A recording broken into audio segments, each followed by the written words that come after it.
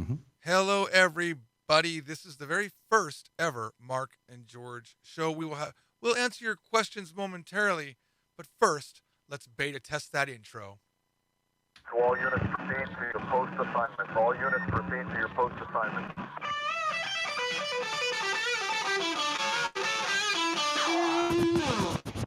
George Trombley, Mark van Dijk, Mark and George Show. All right, from the Netherlands, my name is Mark van Dijk, and I'm here to welcome you all to the first Mark and George show. Hey, George, how you doing? Doing good, and I think we should address the very first question that I see in the stream was, whose podcast is this? Well, this is the Mark and George show, it's Mark and George's our podcast. It is the brainchild of you, Mark. Mark asked me to be on it. It is my brainchild, yes. Well, my name's Mark. Nice to meet you. I am I've been doing system administration for the No Agenda show with Adam Curry and John Dvorak. You might know of that show. You might not. If you don't, well, please check it out. You can go to noagendashow.com, but do it after this show because, we're making a podcast now. Don't leave in the middle of our very first one. I have a question, though. Adam Curry I might be remembering this wrong. Was he not in that house? What was it? Why am I thinking House of Horrors? But isn't he in some old 80s movie? What's Adam Curry known for? Why am I remembering? Adam Curry is probably known as one of the first MTV VJs. Okay, because I know the name. Big hair. Now, John C. Dvorak, I know 100% because 20 years ago or so more, he was and I don't keep this in mind. I don't know any people who write articles for magazines except for John C. Dvorak, because he had an article, he had a column in PC Magazine, if I remember correctly, and I freaking loved it. And it was the one thing I cared about was why I kept my subscription to that magazine. 20 years he's been doing that. Crazy. That column. That's true. Yeah. And I loved it. And recently he was kicked out. That's a Might, travesty. by the way, to answer, to keep answering the question, who am I? You might also know me as Anspidal. I've been hanging around the Japanese from Zero streams quite often. I've been helping out George with some of the server movements that he's been doing for the Japanese from Zero Enterprise. Yes. Yeah. So we moved servers recently, and Mark offered to help. And beyond that, he was pretty just irritating. Honestly, just irritating. And it was there was a time where I was doing a live stream and I was having problems with my sound, and Mark was trying to help me with the sound. And honestly, I understand it now as that Mark is just a kind guy, but it really just came off as, oh my God, could you stop calling me every 2 minutes? You called me 5 times in a row, if I remember correctly. And I was like, damn it, Mark, stop. But now, once we did this, once we did this test, we've for the last 3 days, we've been doing testing, frankly. But yes, it's been fun. Frantically. I've kind of grown. You're growing on me, man. Well, happy to hear. Likewise. So you've grown on me, but you just started earlier, That's true. I've had a couple of times on videos, a little bit of video work that I've done. Mm-hmm. Mark, are we gonna be doing topics today, or are we just gonna be? Yeah, well, we can talk about a couple of things. Let me start by I prepared something. Let's see here. What's a nice topic? This is something we've never practiced. Is the preparing of something. We have not done this in all of our dry runs. This isn't even show one. Yeah. All right, so let's start with something that I have. One moment, let me set this up. I need to test my my stuff here. So for the record, Mark First time for me as well. Mark is the producer and engineer of this show. And you might know, for those of you that know me from the Japanese from Zero side, you'll notice that I'm not using my what is this called? Yeti Blue Yeti. I've upgraded my system to have the exact same system as Mark because it sounds fantastic. It's the Shure SM7B microphone. Oh my God. So cringy. So cringy, man. All right. Well, off to the first topic we go. Now, here's what I think is probably the biggest stock story of the day. Netflix, surging. That is a 5.5% increase right from the get-go. Why? Because they're going to raise prices 13 to 18%. That is the biggest increase since they launched the streaming service 12 years ago. Netflix zooming as we speak. So this is a roughly 15% increase in revenue, assuming no one leaves the service, Stuart, because no one would actually leave Netflix. But if they, I did. Assuming they don't, He that's a did? 15% increase Stop, in revenue. stop, now stop, put a stop. multiple on that because, again, Yeah, got Netflix it. is a high Almost over. multiple Got it. stock. Yep. This could give it legs. Do you know how to stop? Huge runway. Okay, Dude, okay, come on. Dude, Yeah, that guy is tell me your lying. thoughts. That guy's lying.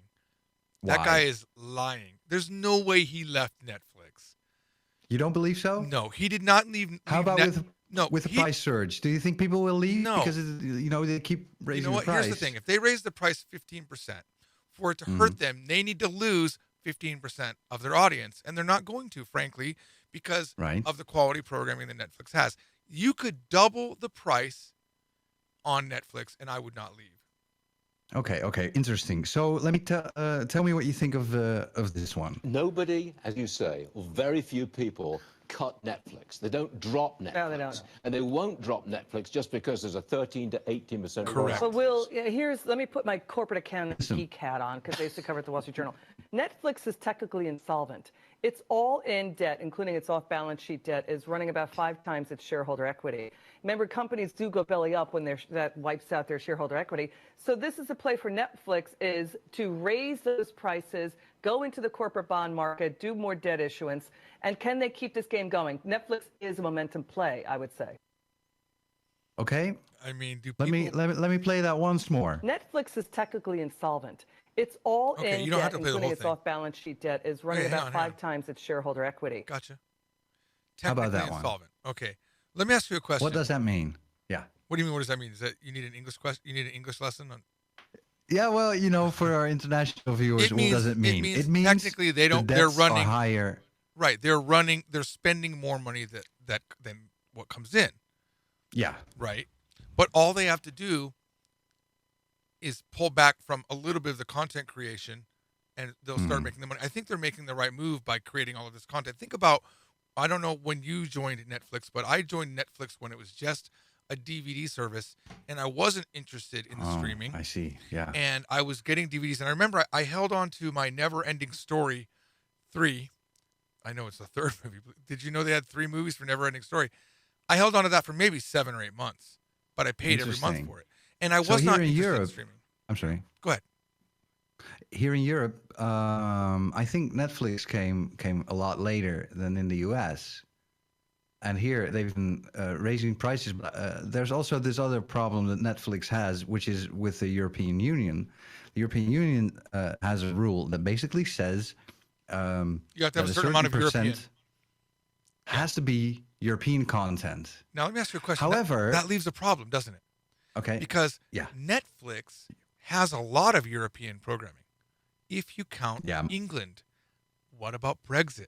What happens when England is not considered, when the UK is not considered part of the EU? What happens then? Does there all of a sudden, does their whatever percentage that they have from the UK not count? I think that all of the member countries of the EU need to have a fair representation already. So if the UK goes out, not much else changes, but so there are a certain amount of Dutch programs and a certain amount of German programs and all of that, and I don't think that will really change the total number. However, let me tell you, European content really sucks. I was going to ask you what's a good Dutch show? I have no clue. There isn't any. It's all, we're a very small country. We've got 16, 17 million people. We're smaller than New York. And so every show you see has got the same faces, with a different outfit. And also, I kind of see that, the age of idols and having like your favorite actor and stuff like that is seemingly disappearing. I mean, listen to this. Listen to this one. This is a clip from. Wait, can I say something? I didn't even know Netherlands was a country until we started talking. So I'm pretty sure Americans don't care if there's a lot of Dutch content on Netflix. That's racist. It's not racist. Cannot accept that. Racist would be you Dutch people can't join things that I do.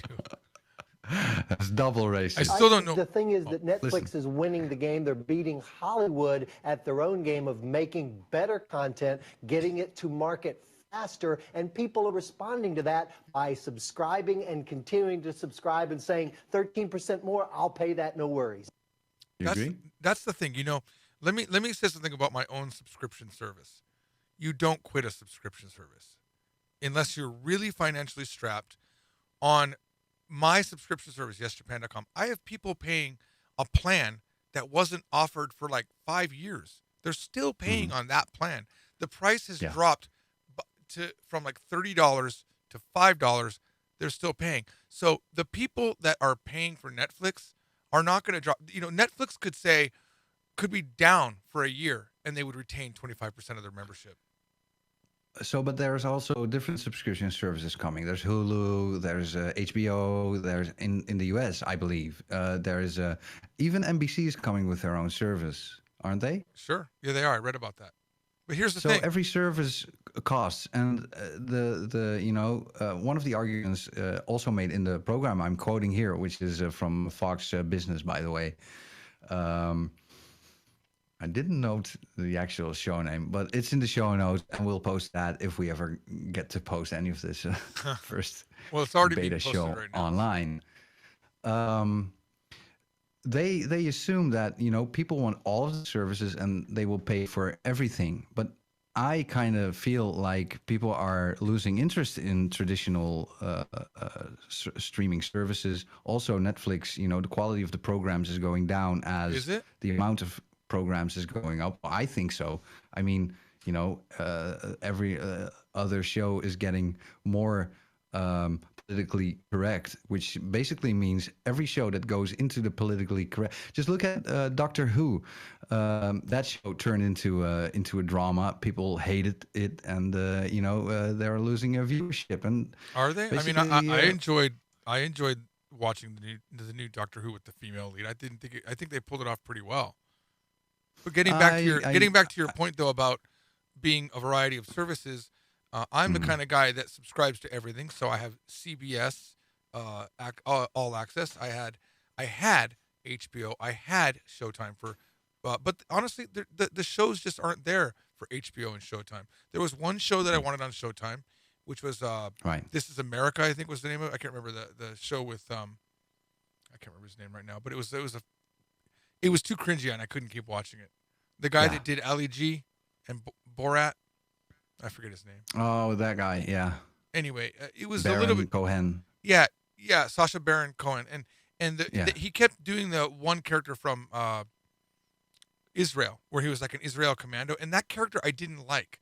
It was just over the top, too much over the top, and people were getting tricked. And I loved Borat. I loved everything else that he did, but but that's why I had Showtime, but I didn't keep it. Didn't you love Borat because it was politically incorrect? Of course. Well, on that point, I agree with you 100% that things are getting a little bit of too much agenda. It really is. Yes. Look at what happened with Ghostbusters with the females. They just released. Exactly.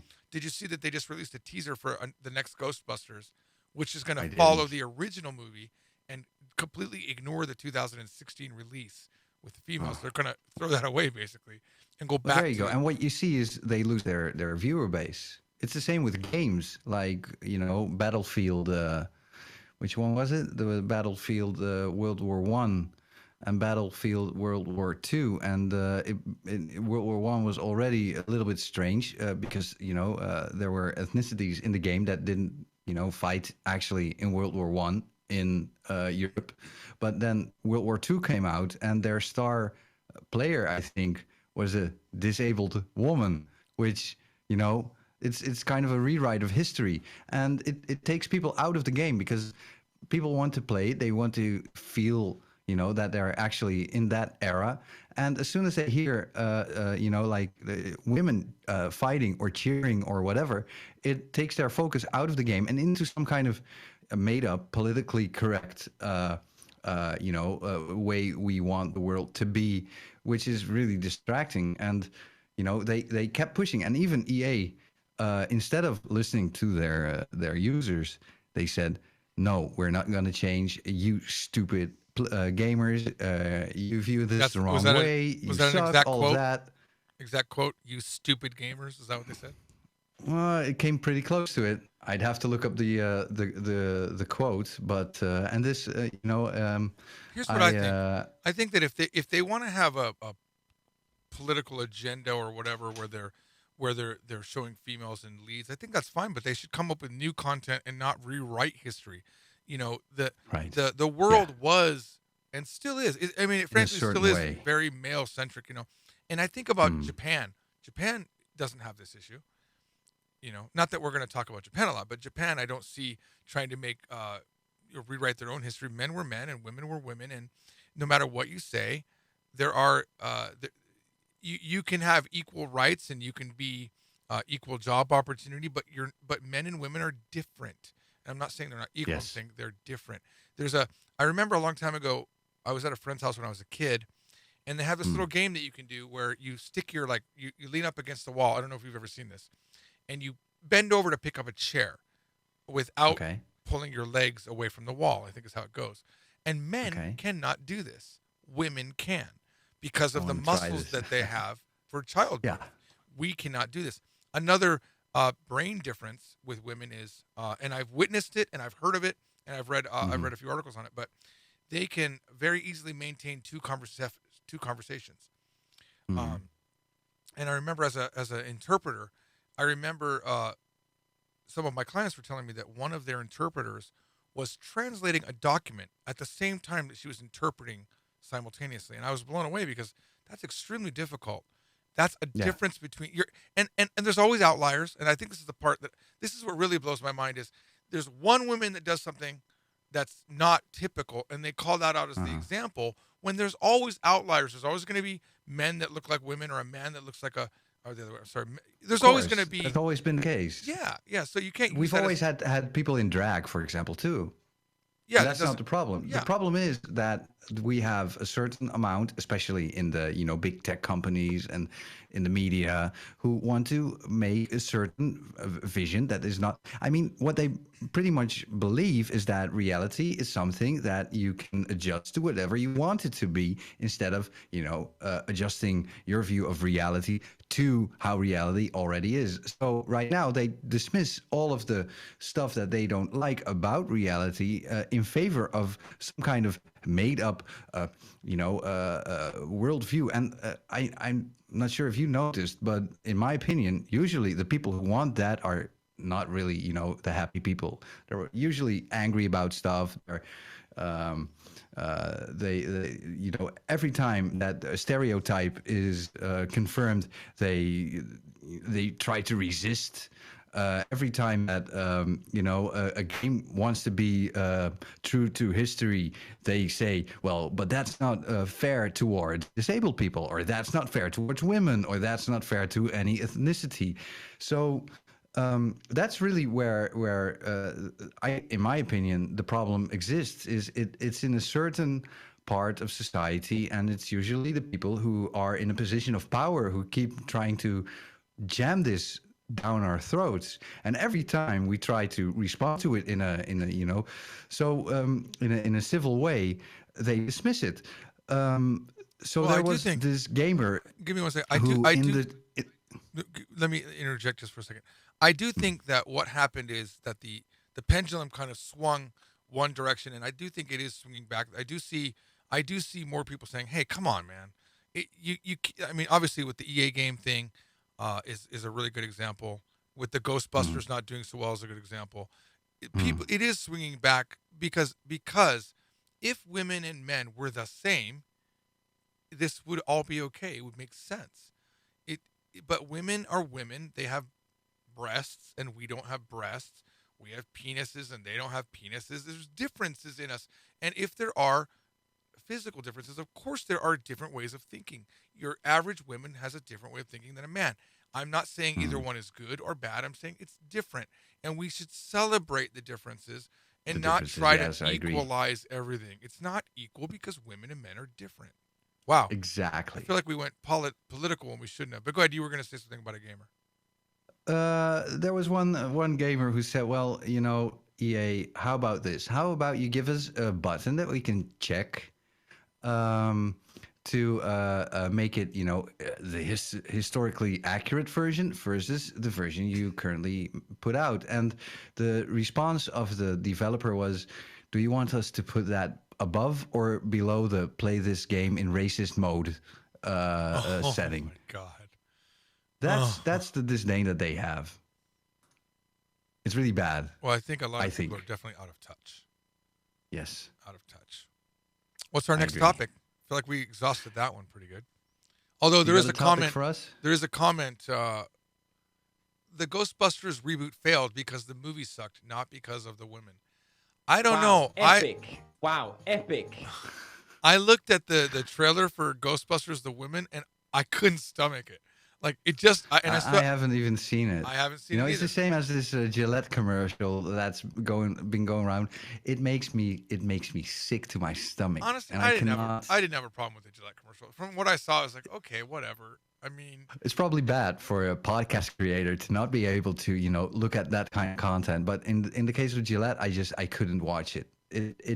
I tried it. It was like 6 seconds in, and it was so cringy, and it is so far away from my own, I think healthy perspective on life that I couldn't.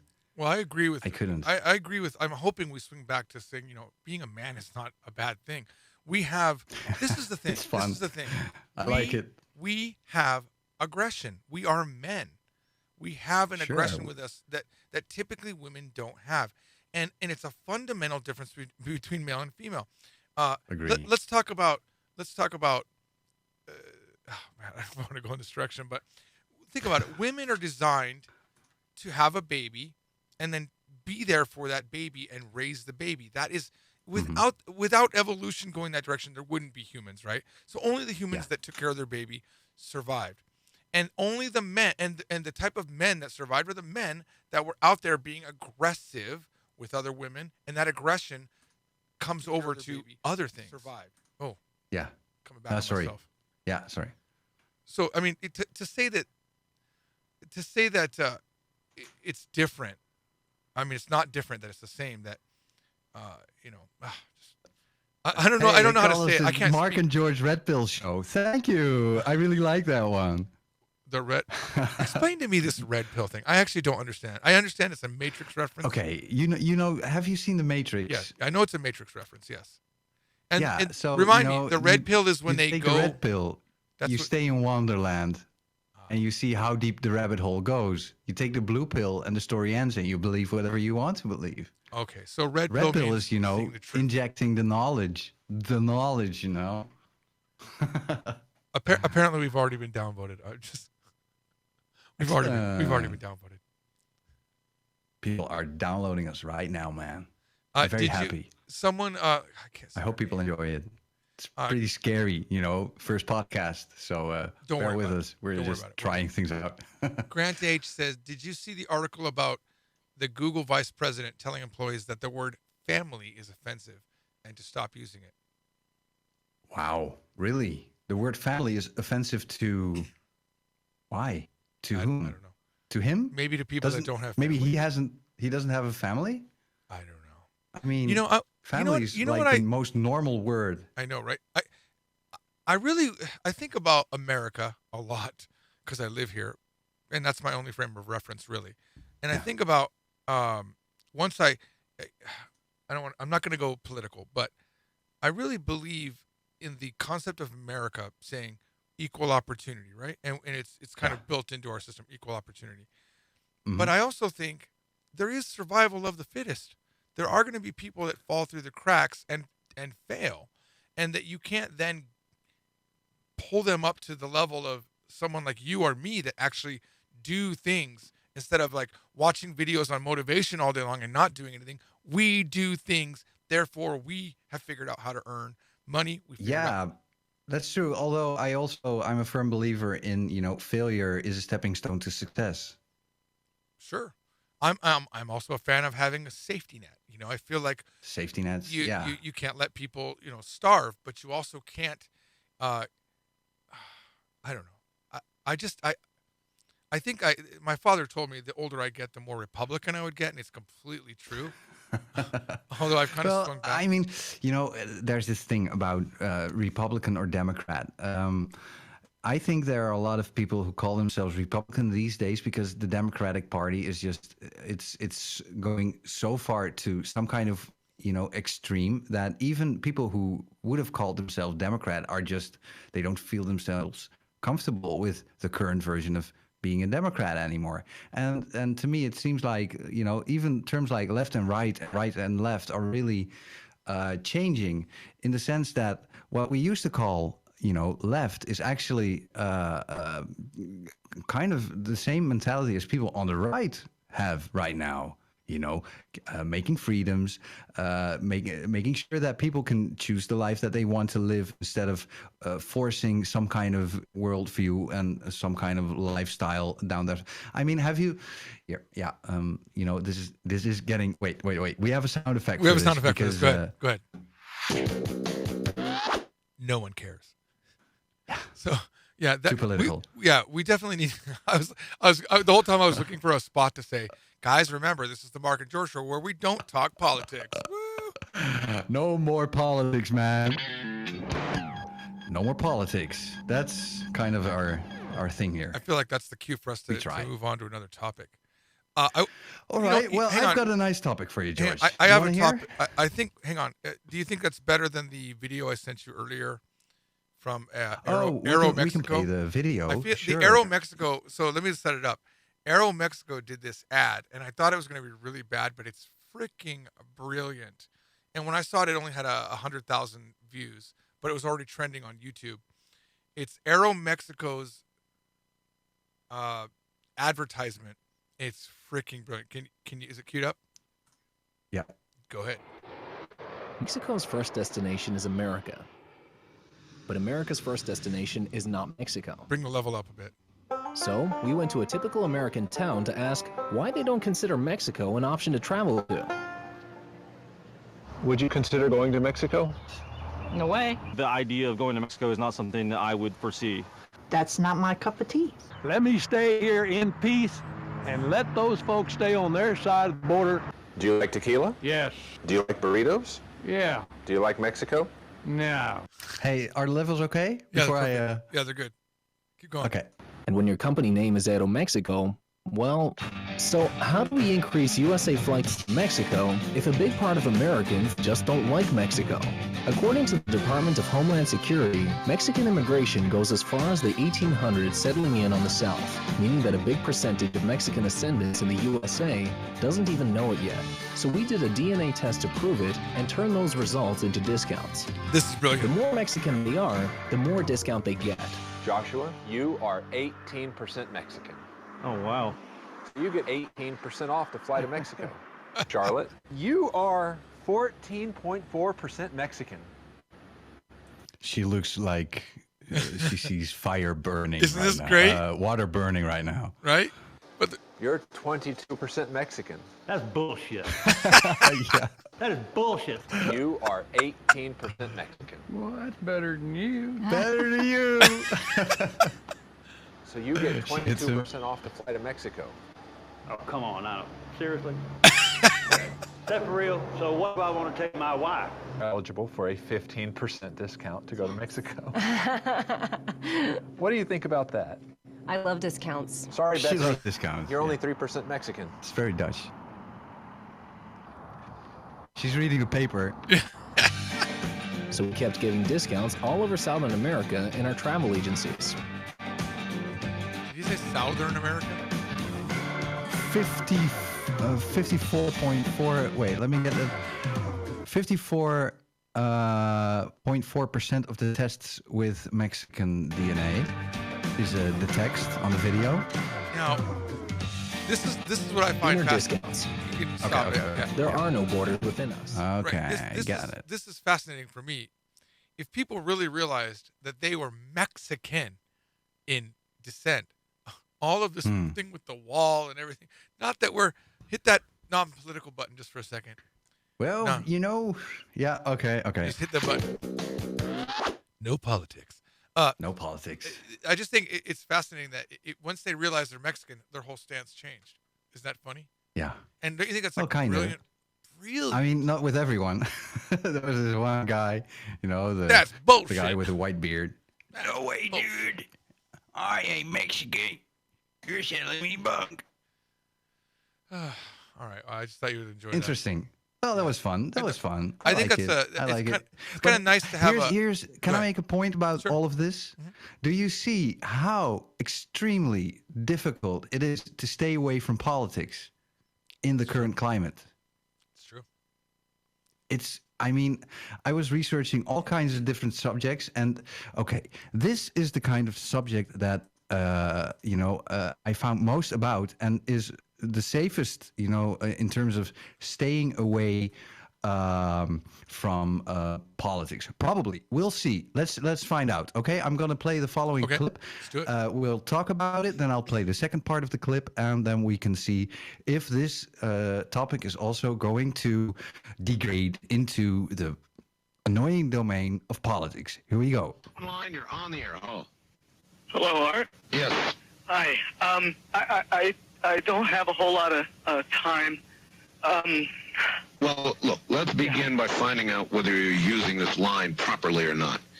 Area 51. That's right. Were you an employee or are you now? I a former employee. Former employee. I was let go on a medical discharge about a week ago, and I've kind of been running across the country. Oh man, I don't know where to start. They're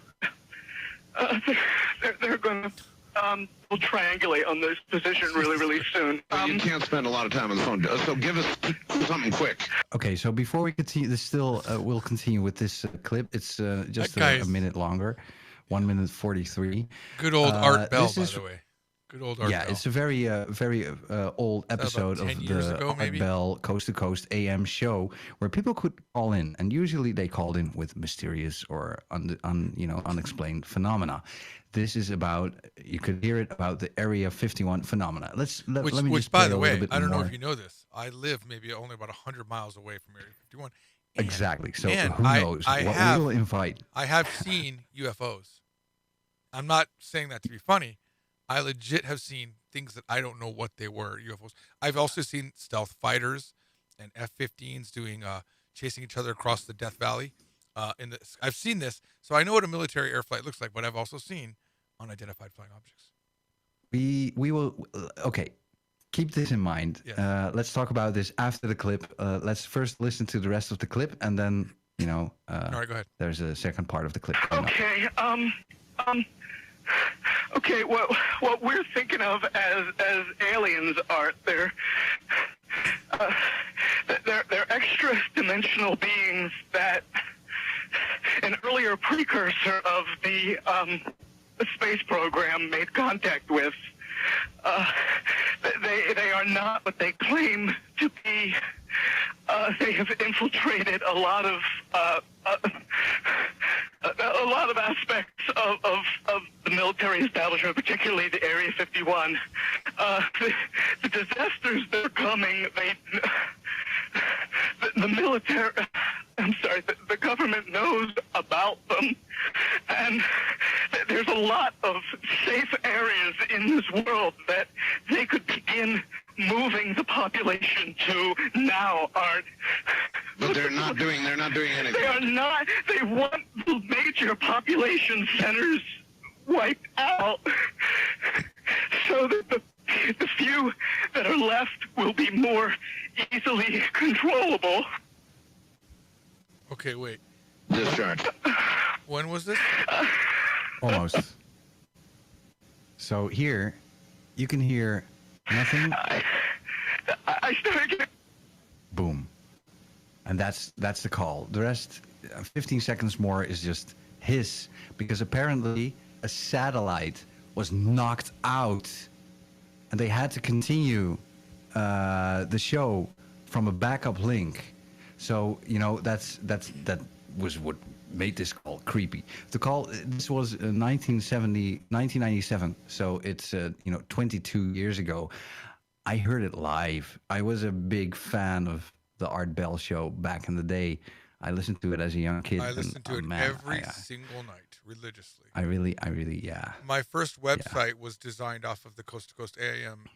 I just opened up the back end, pulled the code, and changed the words because it wasn't. Back then, it was pure interesting. HTML. Yeah, I. Oh, you just copied the source basically. I literally copied the source and I just changed the words. Yeah, that's what we all did. Cool. Yeah, back in the day.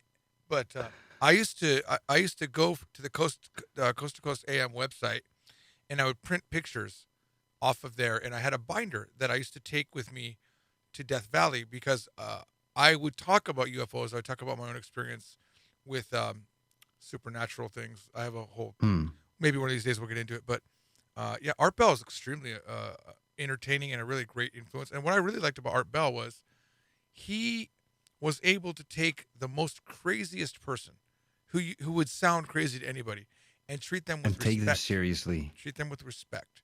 And I really always thought that was really amazing. Linda Moulton Yeah, Howe. he suspended Richard disbelief. Hoagland.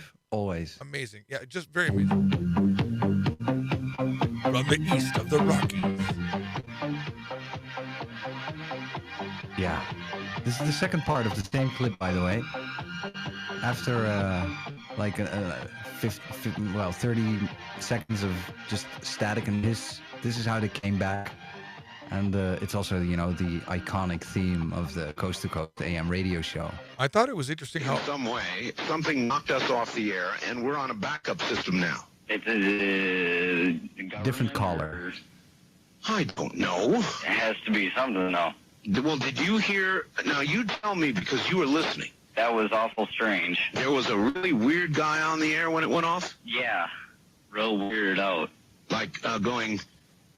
Sort of sounding paranoid, schizophrenic. Like crying and everything. Yeah.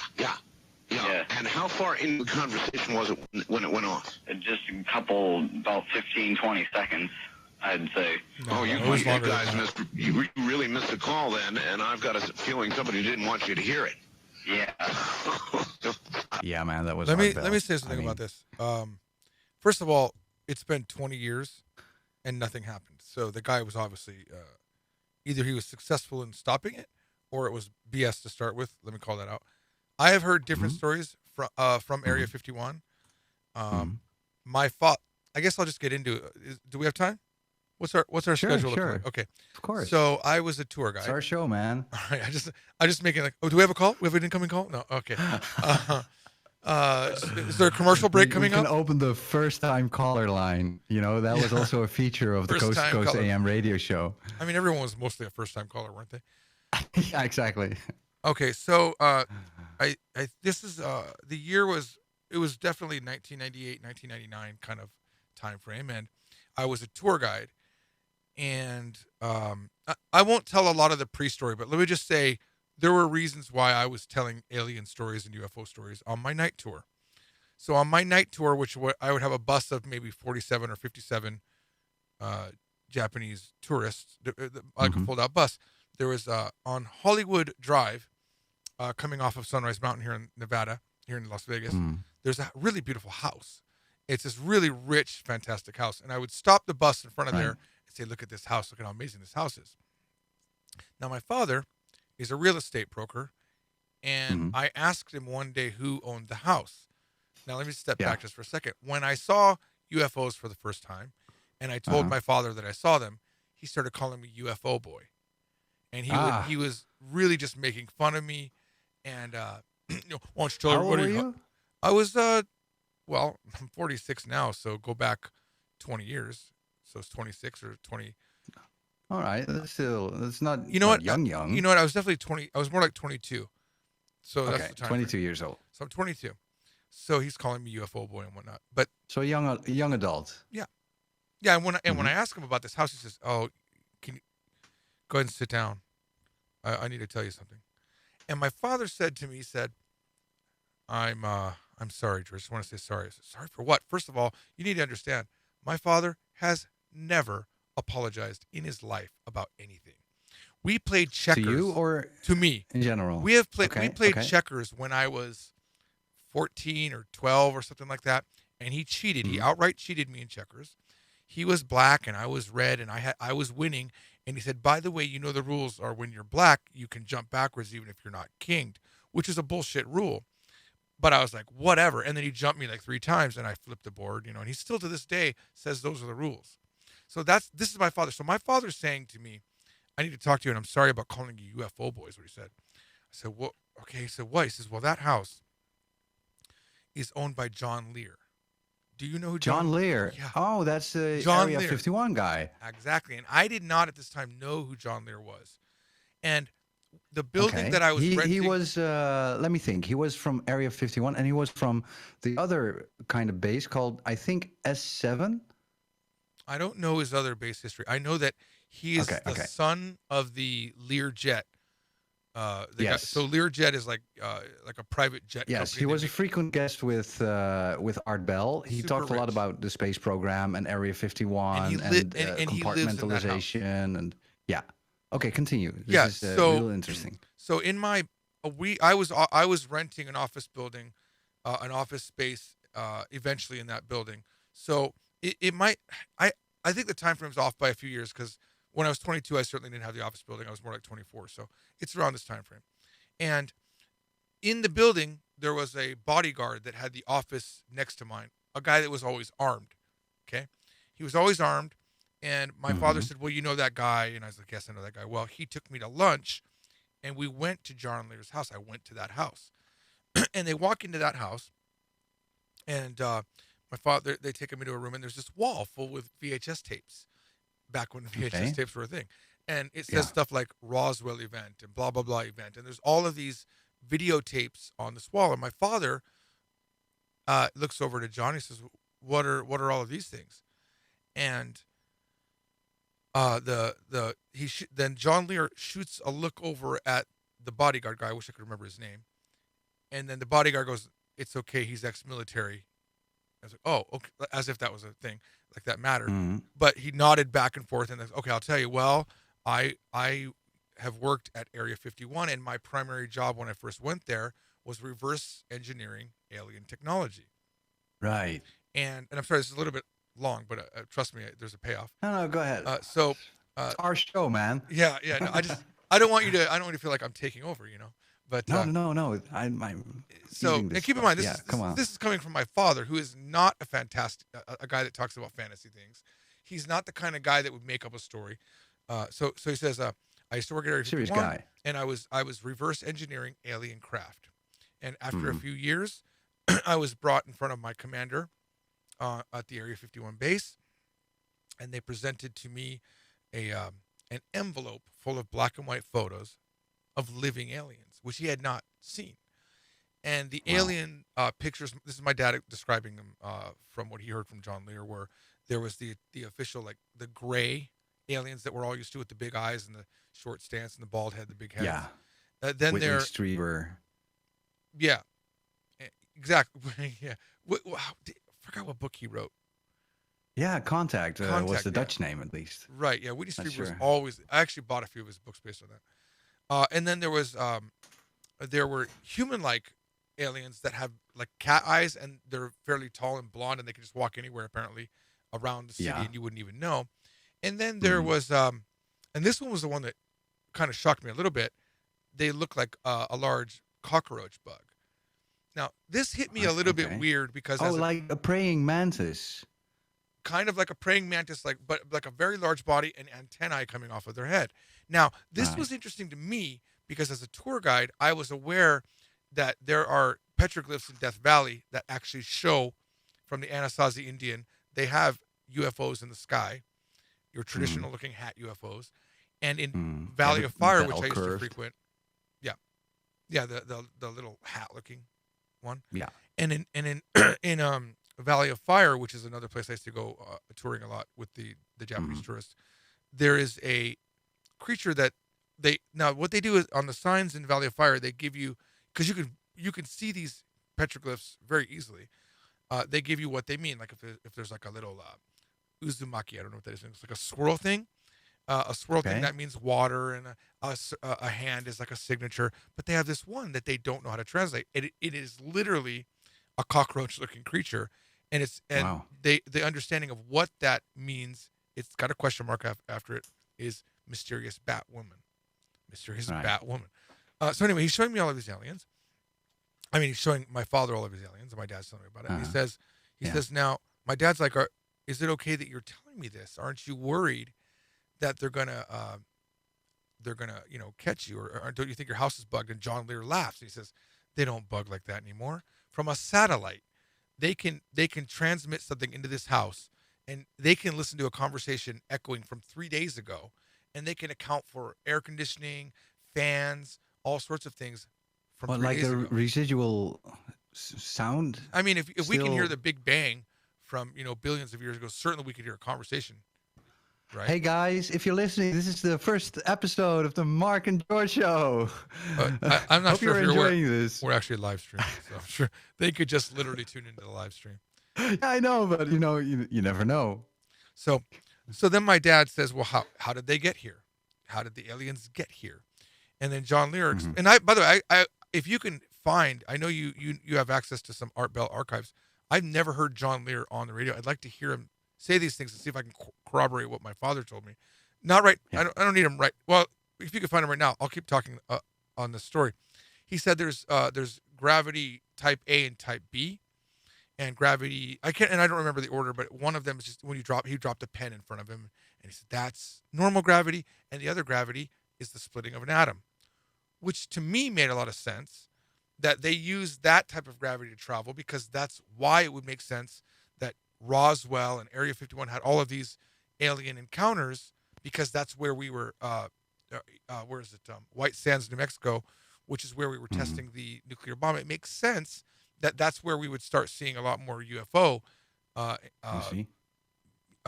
encounters or sightings, because they're coming to see that we're unleashing the atom, right? So let's go a little bit to the surface. Let's start with the following question. Do you believe in extraterrestrial life? This is what I believe. I believe, I think you know my stance on religion. That I think it's absolutely ridiculous if we think we understand where we come from, and the hubris of the humankind to say, out of the 10,000 religions that we invented, that one of them, this the is one the that right you one. believe, it's not. It's just not realistic. Now, okay. So, can I say confidently that aliens have been here? No. But can I say confidently we don't know, and there are possibilities like that? Absolutely, because we don't know. Are there multiple dimensions? Okay. Can I play you something? Let's do it. Here are the top 5 artifacts that prove ancient civilizations existed. Number 5, the London Hammer.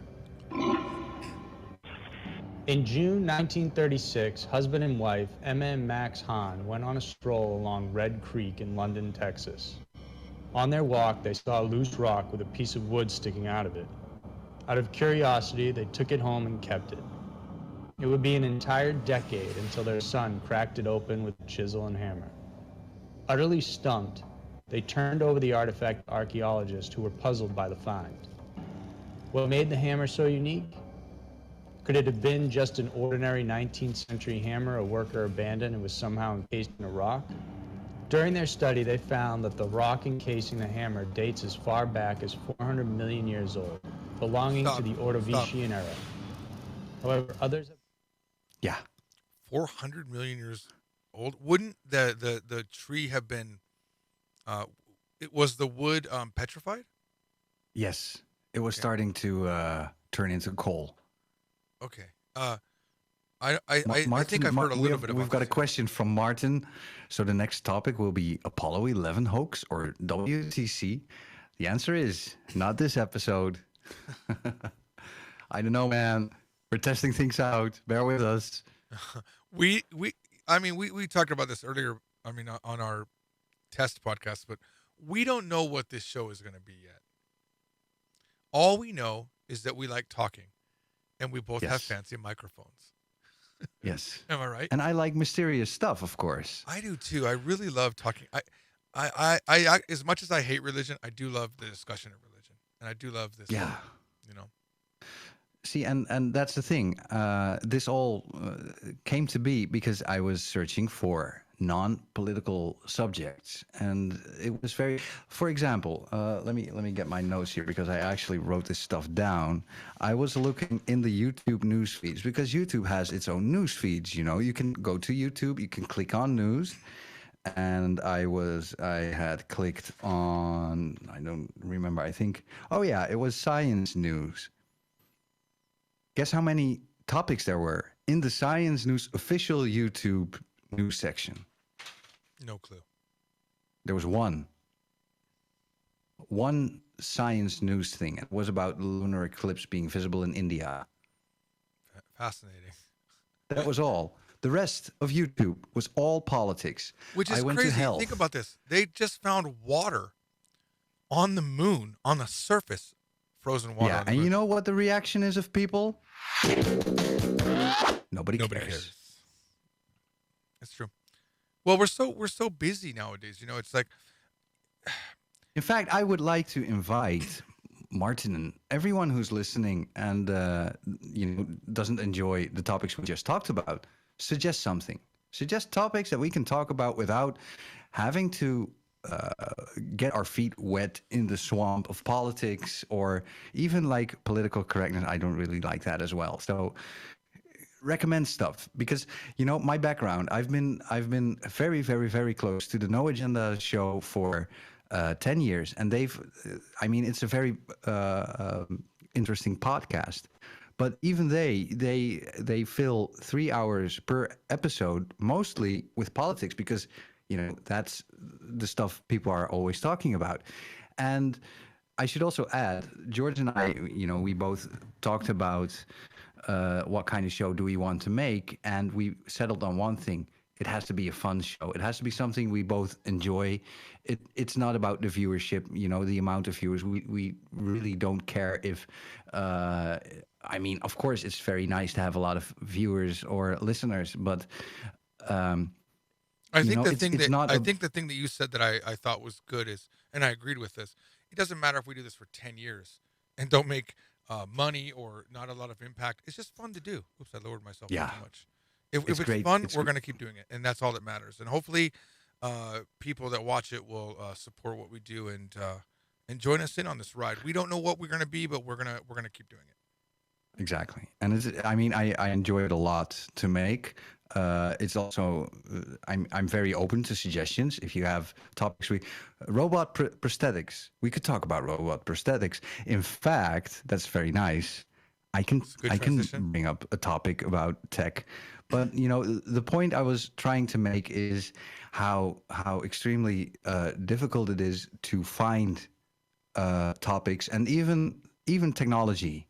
As soon as you start talking about technology, it will go slowly, probably, but it will morph into politics again because of the ethics. I'd like you to find an ethic. Okay, all right. I see what you're saying. Ethical, yeah. Well, religion ethical clouds dilemmas, but okay.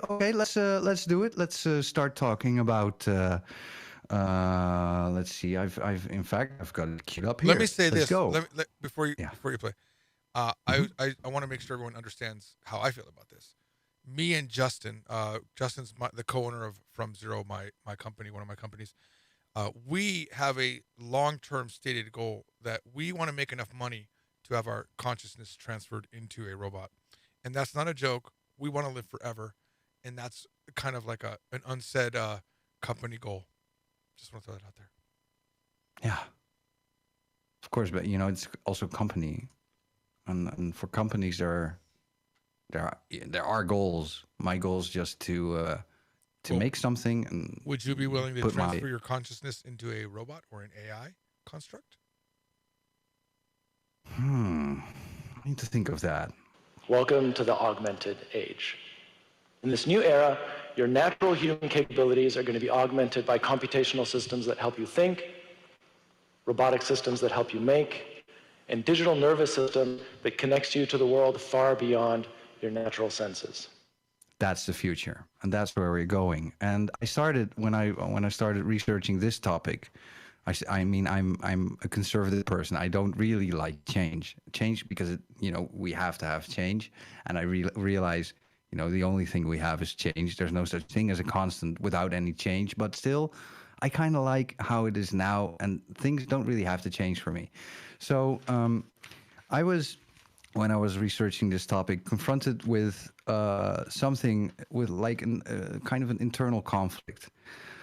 My own, moderately conservative views versus the reality of this stuff coming into being. Big companies working on artificial intelligence, working on neural networks, working on neural links, like even Elon Musk. I mean, the guy's one of the pioneers in this field. He wants to make a direct brain to internet connection a real possibility. And the stuff that this person is talking about, let me see if I got my notes here, because I wrote down who this is. Well, let me add this. Give credit where credit's The due. moment they have sex robots, I'm totally gonna get one. I'm saving up already. I already have a fund. It's my sex robot fund. I'm gonna make sure she's like Korean or Japanese or Chinese, or maybe she's 33%. Maybe I can custom design her. I don't know. I'm ready for it. Like, I would just keep that hidden away. I would buy it secretly. My wife wouldn't know, and it would be in my closet. I'm like, honey, I think I'm gonna go to bed early, honey. I'm like, do I hear a woman in there? Oh, hang on. A woman? Mimi, turn your voice into my ears only. Please don't turn your speakers off. Nobody cares. Thank you. I was going too far. I didn't know when to stop. My clip was Maurice Conti, and he was talking at a TED Talk about the incredible inventions of intuitive AI. And basically what he's talking about is how artificial intelligence is able to create things that we as humans are not able to design. And I'm talking about stuff like, efficient bridges or walls inside of airplanes that are lighter than humans would have designed, but are stronger than humans design. Right, but think about how they do that. They just go through mathematical iterations over and over again. It's about processing. But here's the thing. You tell the computer what it has to build, right, and then the computer builds it. This went even farther. I never know. I'm Dutch. Sorry. This is my limitation. This is my own language limitation. This was also, they made this project where there was something had to be built, and it had to be built out of fiberglass. The threads, they had to be bound to bamboo sticks. And the thing is, those fiberglass threads are very, very difficult for a human to tie to bamboo. But bamboo is very difficult for a computer to handle. So humans and computers had to work together to make this construction, all guided by an artificial intelligence that was making choices. Let me play a little bit of this. Generative design tools use a computer and algorithms to synthesize geometry, to come up with new designs all by themselves. All it needs are your goals and your constraints. I'll give you an example. In the case of this aerial drone chassis, all you would need to do is tell it something like it has 4 propellers, you want it to be as lightweight as possible, and you need it to be aerodynamically efficient. And then what the computer does is it explores the entire solution space, every single possibility that solves and meets your criteria, millions of them. It takes big computers to do this. But it comes back to us with designs that we, by ourselves, never could have imagined. And the computer is coming up with this stuff all by itself. No one ever drew anything, and it started completely from scratch. And then, a couple of weeks ago, DeepMind's AlphaGo beats the world's best human at Go, which is the most difficult game that we have. In fact, in Go, there are more possible moves than there are atoms in the universe. So in order to win, what AlphaGo had to do was develop intuition. And in fact, at some point, AlphaGo's programmers didn't understand why AlphaGo was doing what it was doing. Interesting, isn't it? I mean, it makes sense that there's more processing power. To me, that makes so much sense. So, there is basically a system being created where AI is telling both more rudimentary computers what to build, but also telling humans what to do in this process. So AI is taking over the helicopter view of how everything should be put together. I think a TV show that really encompasses this problem is Black Mirror.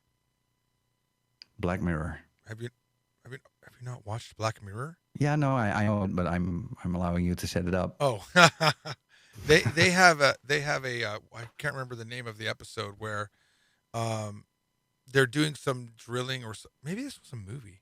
Actually, this wasn't Black Mirror.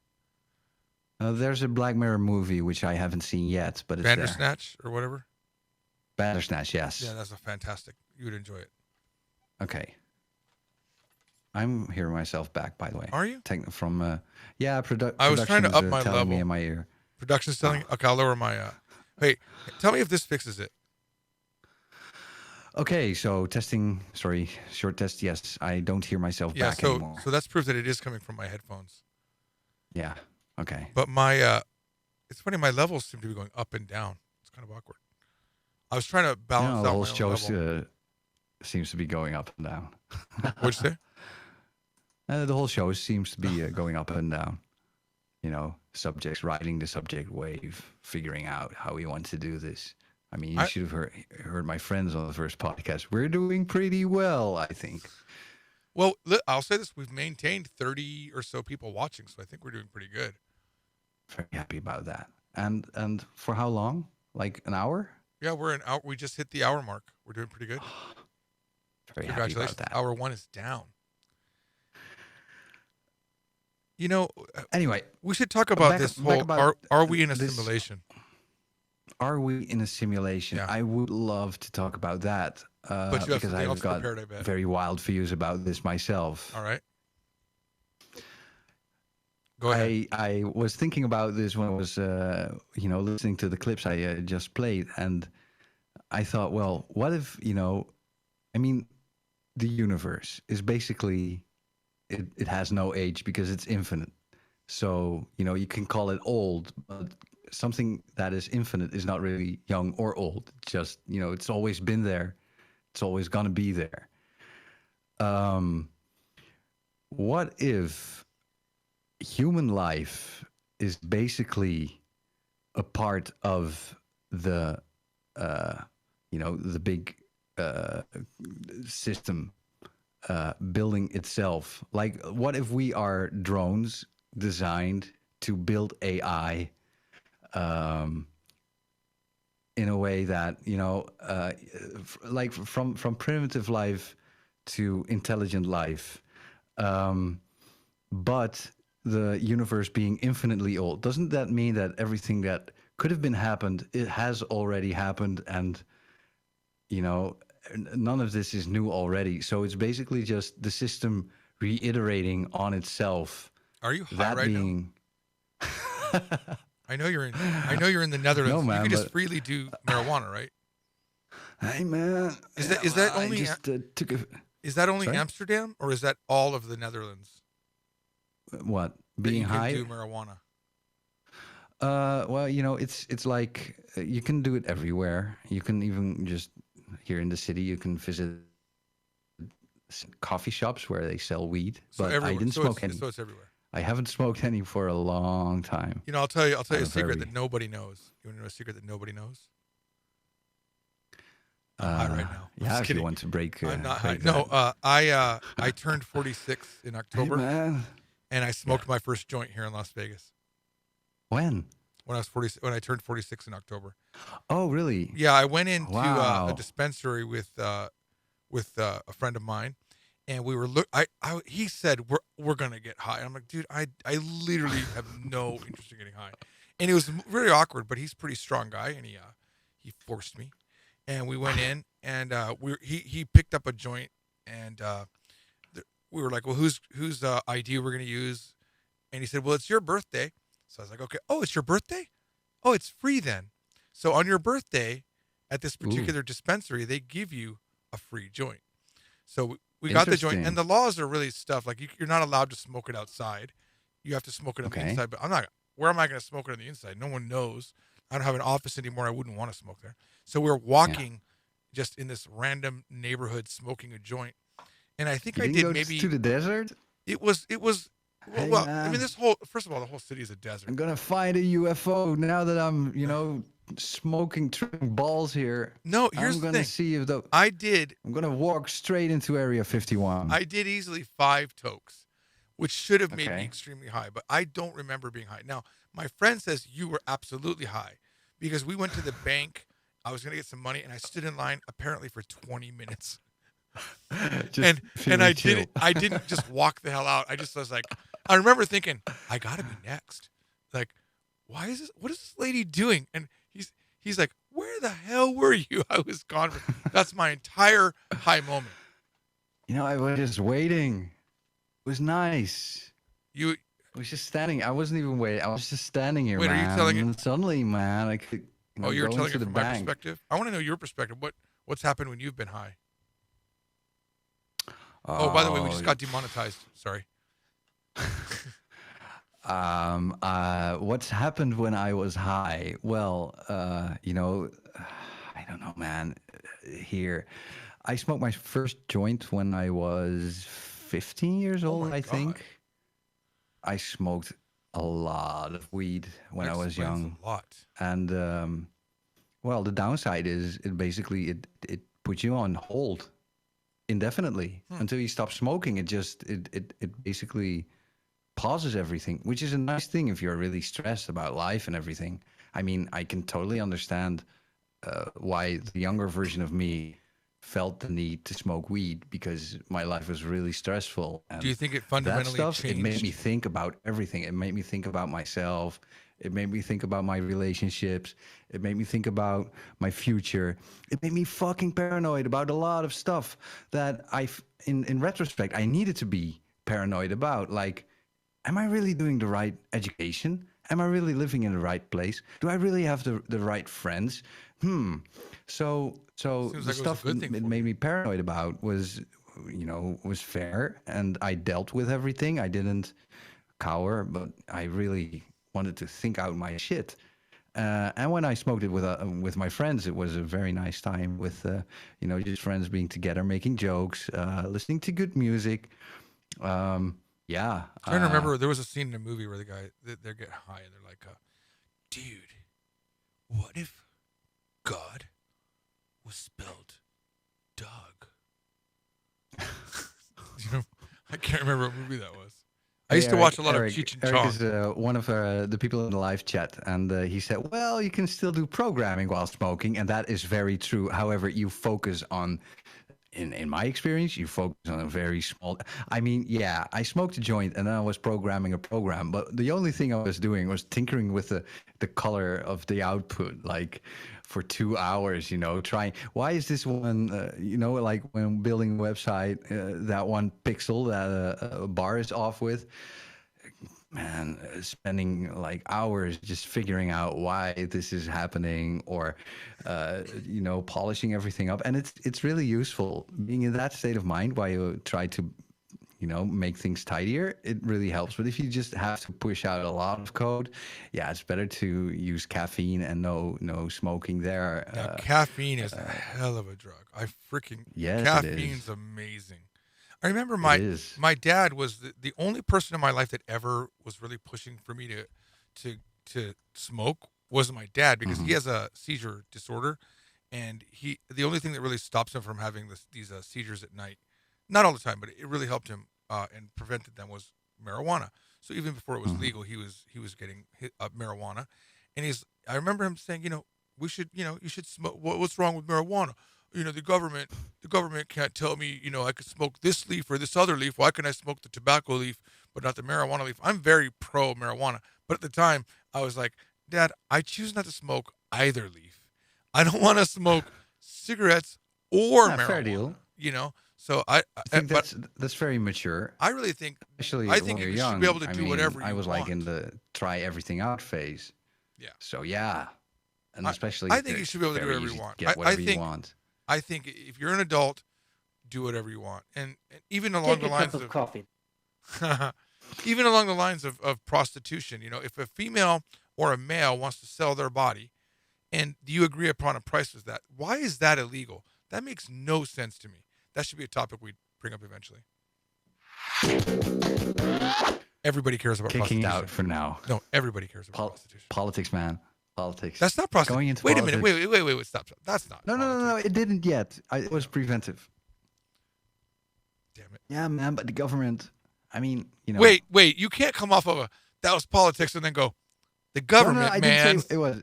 The government. It wasn't. It was getting close to. I think we should have a game where safe if we say the word politics or government, everyone has to take a chug.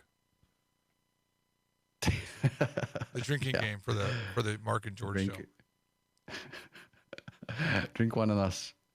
Seriously, one on us. Seriously, please. caffeine. If I haven't had Take caffeine, a cup of coffee.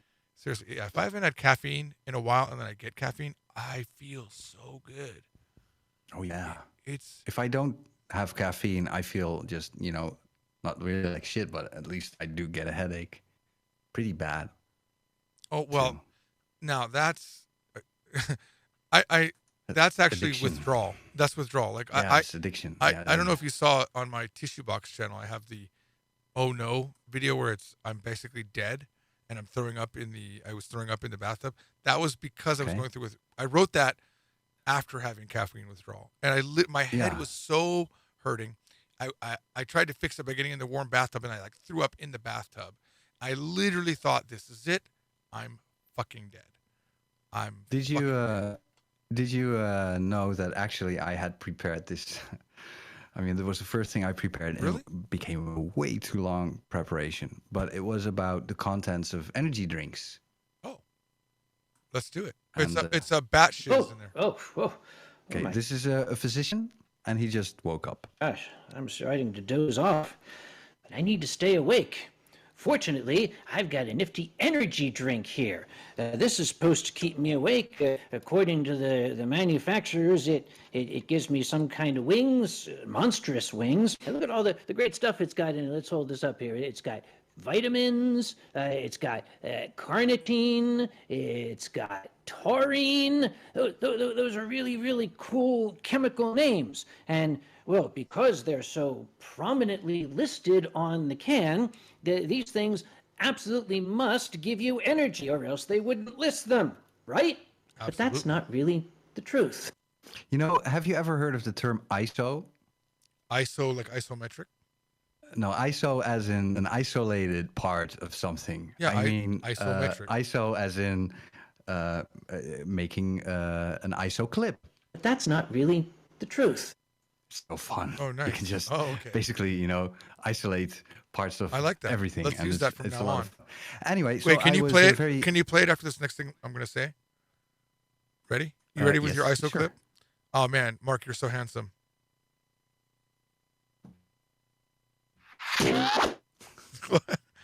I think you hit the wrong button. That's not really the truth. There you go. Okay. I'll take the humiliation. When am I going to get my own board? Damn it! It's not fair. It's not fair that you get all the clips. Never. Production here. It's fair. It's fair. We made a gentleman's agreement. Guys, vote below in the comments of this YouTube video. George should also have his sound effect board. Remember that fella that made his fortune selling head-on? Head-on, apply directly to the forehead. Head-on, apply directly to the forehead. Head-on, apply directly to the forehead. Apply directly to the forehead. It didn't do anything. He never claimed that it did anything. All he did was breathlessly tell you to apply it to your forehead. And people imagined that it had all sorts of health benefits. Oh, some people said it cures headaches. It's good for migraines. It'll cure impotency. It'll cure the croup, the drops. It'll cure leprosy. Who knew? But just because you're supposed to apply it directly to your forehead, it was good for you. Yeah. Or else they wouldn't mention Okay. it. Well, that's the same sort of marketing tactic that the makers of energy drinks use when they list all these immensely interesting chemical names here. Oh, they're long and they're chemically sounding. Right. Well, I know that taurine is batshit or guano. One of those. There's batshit. Oh, well, yeah. taurine. Here's taurine. It's a fairly little molecule that, according to myth, is extracted from bull semen. Well, this story is bull. It is actually extracted from bull bile. Oh. Did you know this? That I did not know. Okay. Well, it's getting even more But it makes interesting. me want to 1 drink minute some in the clip Monster right now remaining. because I fucking love bile. Okay. Well, 1 minute in this clip, and it's going to get even more interesting. Let's do it. It's found in very high concentrations in heart and muscle cells in the human body. So it naturally exists in our cells. It's synthesized in the liver. Your body is loaded with it. There were studies that were done that tried to test the effect of a combination of taurine and caffeine on performance and sleepiness. They had various results, but primarily what they discovered was that taurine plus caffeine had pretty close to the same effect as caffeine by itself. So the taurine really isn't doing an awful lot. The one study that I found that concluded that taurine has a positive effect on alertness and wakefulness was sponsored by these people. Monster. You guessed it, the ones who want to give you wings. Oh? There is Red no solid evidence There that you go. taurine does anything. Yes, it occurs naturally in our bodies, but eating more of it doesn't really appear to do terribly much. So now you know why it's called Red Bull. Oh. I Because of the literally bile. I never thought about that. Even now, I did not Interesting, make the right? connection. Yeah, I did not make the connection. I don't think I've Red- ever drinking even one full Red Bull. Well, I kind of did, but long time ago. I never drink energy drinks. I've and, drinking 5-hour energy drinks when I was doing interpreting work. My brain would be. Here's the thing that I realized: when I was first losing weight, I started removing carbohydrates, and I was only eating chicken breast for like 2 weeks. And I had an interpreting gig during that 2 weeks, and I never got exhausted, even once.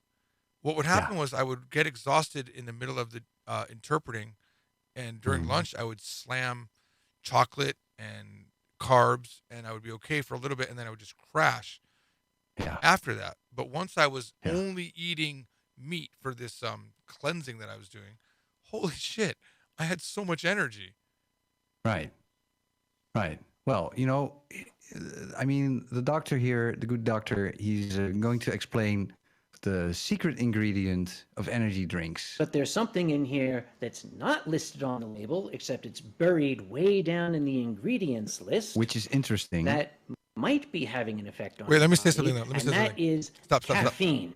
Caffeine. That's Do you it. know? That's the clip. Do you know that? Okay, caffeine. But do you know?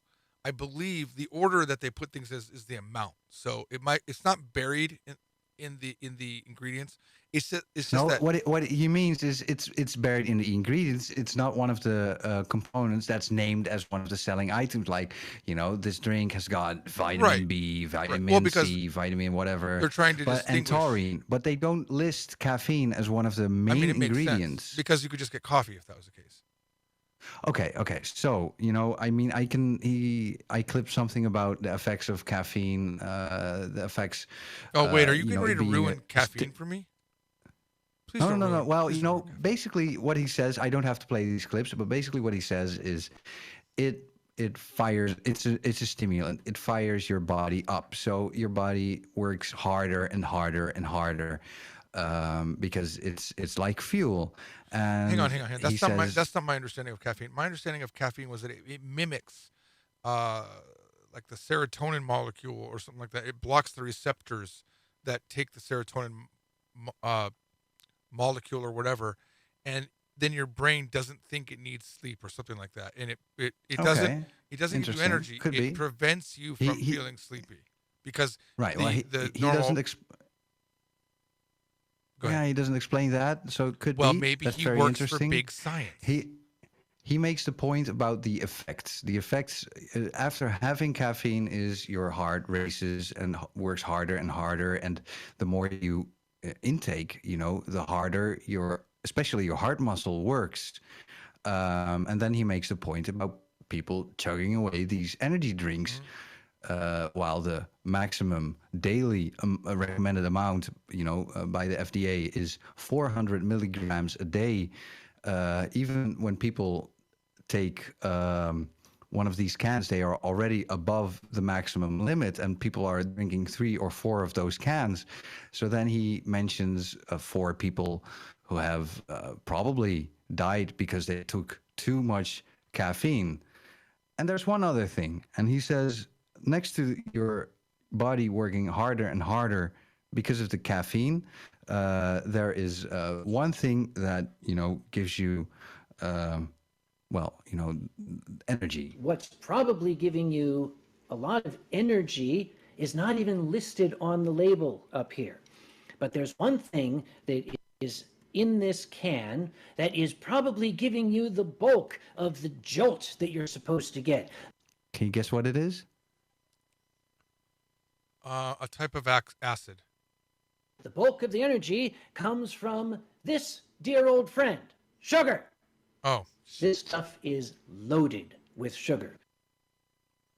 Look at that. So, caffeine is not listed. Sugar is the bulk of energy. The energy that, if your body doesn't use it, it stores away as fat inside the body. Spikes the insulin. So, probably, why don't they list caffeine as one of the products? Very simple. If people make the connection that, basically all they're taking is a bunch of hogwash and caffeine and sugar. Take a cup of coffee. That's 100 milligrams of caffeine there. Just put a couple of sugar packs in, enough to make it sweet. That is going to be enough to keep you awake. I agree. Okay. I have this. I have this. I ordered this thing called True Brain, and it is True Brain. Yeah, it's just literally a packet of caffeine and orange. Ooh, nice. Concentrate, and it only has 100 milligrams itself of caffeine.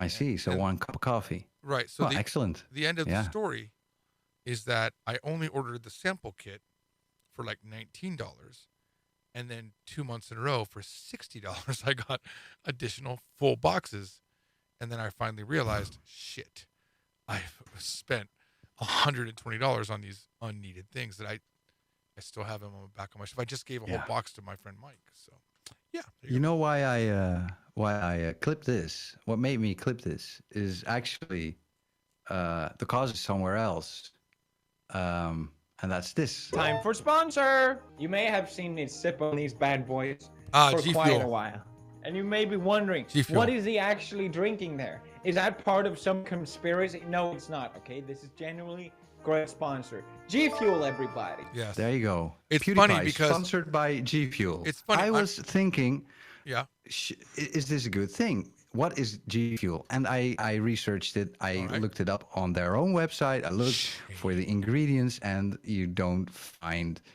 the list of ingredients. You can find that, they have a caffeine-free version.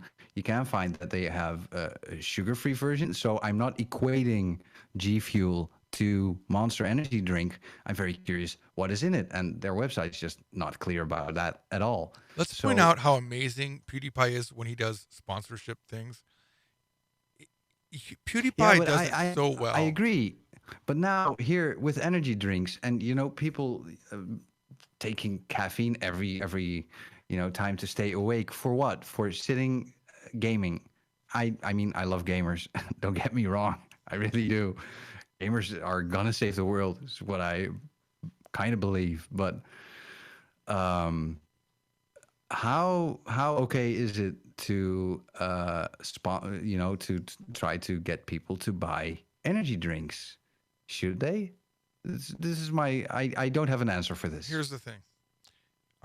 I believe completely in free will, and I think you need to. The knowledge needs to be out there. But here's the thing: you need free will, but you also, not to go into politics, but you also need a government that keeps predators away. Right? You need to have packaging that says what's inside. You can't lie. You've got to. You can't lie in your packaging, and you have to protect people from, people that don't know what's happening. would just buy Right, it. so I mean, back in the what day, do you- back in the day, you could say anything. Smoking was curing things, and and Coca-Cola was an I elixir remember. that would help you lose weight or whatever. Yeah. And that needs to be protected, and that's one of the reasons we have the government. So I was looking at the GFuel website, and what is GFuel is on one of the topics on their frequently asked questions. What is GFuel? How does it work? GFuel is a natural energy drink formula created by Gamma Labs. Our original goal was to create a clean and healthy alternative to sugar-loaded canned energy drinks. What we were after was an energy drink which would even meet the high standard of the most active and hectic lifestyles. In fact, our first customer was someone who wanted an immediate increase in energy focus and endurance without the use of toxic chemicals or additives in canned energy drinks. When we created GFuel, we ended up cracking the code on the perfect energy drink. And it's even better than we first imagined it could be. While Oh my canned God. energy drinks contain a Hang lot on. of unknown chemicals, Hang on, dude. GFuel is clean. You need to see this. Are you looking at my screen? Look at this. Yes. Yeah, there you go. How big is PewDiePie. PewDiePie? How much is he getting paid? He is Easily getting paid. a couple 100,000, 200,000, $1 million. Yes, This is huge. because else he would never do sponsorships like This is this. too big. They bought him. So Whoa, Keemstar's cotton candy. Keemstar is also getting financed here. Look at him. And then, does it really work? Who uses it? Yes, it does. It does really work. GFuel works so well, it's trusted by people in all walks of life from all around the world. And here's the list. UFC fighters, esports athletes, bodybuilders, they are listing YouTube stars, fitness models, and even NFL players. But now, and this is kind of where it becomes a difficult thing for me, is they are promoting it to people who are essentially doing exercises with their fingers and thumbs. And I was just worried. Well, look, I think you're getting a little bit too outraged because any brand would do this. I, as a brand selling Japanese from Zero Books, have often pondered, because PewDiePie uses our book. I know that. The thing is, I would he love strikes to me as pay. a very I would love honest to guy. pay. It doesn't even matter. I would love to pay these influencers to say I learned Japanese with Japanese from Zero. I would do it in a heartbeat. So I think as long as GFuel isn't lying, as long as a company is not lying about what they are, demonstrably lying, and making false medical claims, which we do have laws for that pretty much all around the world. Yes. Then you know what? Power to them. And I have considered getting GFuel because I'm very because curious. of PewDiePie. They say they are not like sugar-loaded and energy drinks, and they have a caffeine-free version. And is GFuel safe for everyone to drink? The answer is all of our products are made with natural ingredients. GFuel is sugar-free, gluten-free. But arsenic blah, blah, is blah, blah. also natural. So I think that Like there's with a common any disconnect. caffeinated product, moderation is key. So is it caffeine? Well, look, not cocaine. What was I just saying earlier? Arsenic. Arsenic is a natural thing. Magma in a volcano is natural. Natural doesn't mean it's safe. It's a nice buzzword, but it's natural for men to kill other men too. That doesn't mean it's going to be legally allowed. Of course. Even with energy drinks. I mean, to each his own, man. I as long as you're not deceiving people, and if you want to hurt your own body, who cares? Do it. As long as, here's the key part, as long as you're not going to burden society with your medical bills, then I'm okay. Interesting. I'm a big fan of not burdening other people. Anyway, that topic felt like it was pretty good. You want to move on? I feel like I'm all G-fueled out right now. You're all I'm out of G-fueled George out. Fuel. Definitely George Fuel? I need some more G-Fuel to keep going. I'm not sure if I want to taste that one. I should go get a True Brain right now off of my shelf and finally. True Brain. Go insane without True Brain. Well, this show brought to you by True Brain. Okay, I think I got one more. All right. Didn't I send you something else too? We already played the I thought I thing sent you something else. Oh no, I was Where? thinking of sex robots right now. Never mind. I wanted to comment on that, by the way. Someone said they already have sex robots. It's true. However, Yes. they're shitty. I've looked at them. I in earnest have looked at sex robots on YouTube, and they're so horrible. I'm talking. I want Westworld level, like holy shit, these are real. It cannot be. My name. It can't. They need to feel real. It needs to be if you were lifeless, sitting on the couch. Yeah. If you twist their arm, on it it, will stay in they that need to be position. so real that I don't have to wash them when we're done. I think that would be Interesting. That's it. If that's the bar. The bar for So sex robot is basically when you're like done, a they go mechanical take a sex bath. Slave. What? Yeah, Mechanical sex slave. Absolutely. Yeah. And I would hope she could do interesting. more than he or she could do more than just sex. I mean, maybe she could help clean up my room. She could help me carry boxes to the post office, whatever. That'd be fantastic. And and that would be the justification as to why I had one. But when she gets behind closed doors, you know what I'm saying? In a world filled with sex robots.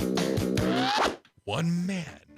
According to a report by Gizmodo, a scientific collaboration has released the first concept design for the Large Hadron Collider's successor, an enormous new experiment that would take place in a 62-mile-long underground tunnel. The ambitious experiments, which would be underway by around 2040, would hunt for new particles with collision energies 10 times higher than those created by the Large Hadron Collider.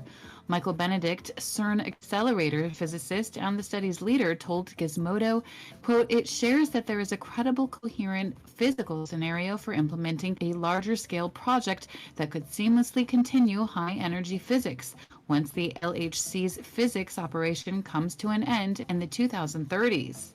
Interesting. So let me start with this question. Do you ever collide hadrons, George? Not recently, but I used to do my interpreting work primarily focused around linear accelerators, where using RF energy, we accelerated electrons down an electron guide. All right. And we got it up to 99.9% the speed of light, smashing it into a tungsten target, creating protons, which treated cancer. There you so go. I do have a little bit of a background there. Well, that's interesting.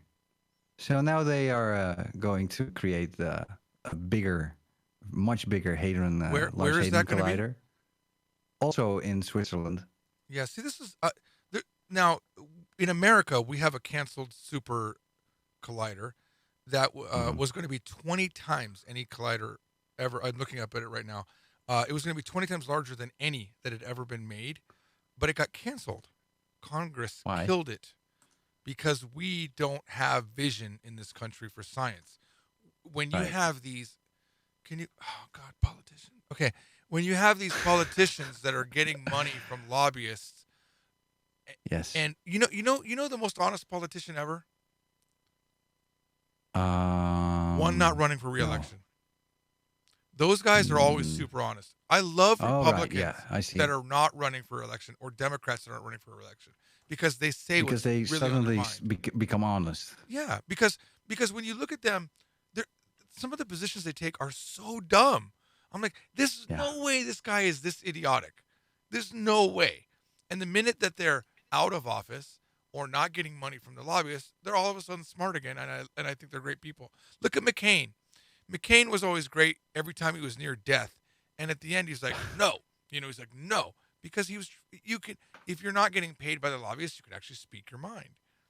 Yeah. On either side, both sides need to suck it with this lobbyist stuff. We really interesting, right? Hit that. So no Large Hadron Collider for you. I would like one, but America's not willing to spend the money on it. Is such a thing really capable of creating a hole in the fabric of the universe? Who knows, man? Who knows? I mean, obviously, CERN didn't have it happen, but we don't. Do we really know what creates? I mean, we think what a black hole is, a collapsed star, but do we know what created the Big Bang? How do we not know? Was there even a Big Bang? How do we not know that we created the Big Bang, and it's a cycle that keeps looping, like you were saying earlier? Exactly. How can There's we really something know? collapsing in on itself, which creates life. I mean, I was also watching this video about. I mean, really, if you dive into this stuff, researching tech, man, it's trippy. It's more trippy than drugs, really. I saw this speech from a guy. I didn't write down. Oh, maybe I did write down his name. Let's see. Let me just take a look at my notes here. Oh, I didn't. Oh, damn. Well, Canadian. Wow. I could hear, do we have a sound? You can always spot. Do we have a spot sound the for where Canadian. it's not interesting? Do we have a sound for that where the show went off the rails and it got really boring as we were looking for things? Yeah, I think. Let me look it up. I think we do. When it gets boring, then it's a little bit late here, man. It's 2:20 a.m. I might have something. I might have something. Hang on. Let me add to this. You knew the site I was going to. Yeah, I just went right where you went. Yeah. Anyway, he was. What was my point? He was also talking about consciousness, and one of his theories was maybe consciousness is actually something parasitic that should have never even existed.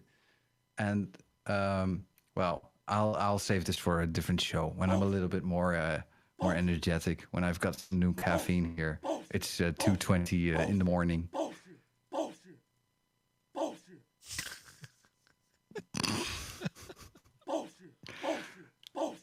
Do you have a dog there or something? What am I hearing? Dude, I just had major deja vu. Guys, I swear to God, I just had deja vu with this. I've done this before in a past life. I think I had a dream about this about 10 years ago. No, I mean like this whole sequence right now with the bullshit, and then the gobble. Excellent. Well, cool. You know, that's cool. There was someone in the Mark and George show live stream saying that he had a deja vu of having a deja vu while listening to the show. I have deja vu that you just said that he was having deja vu of having deja vu. Deja vu.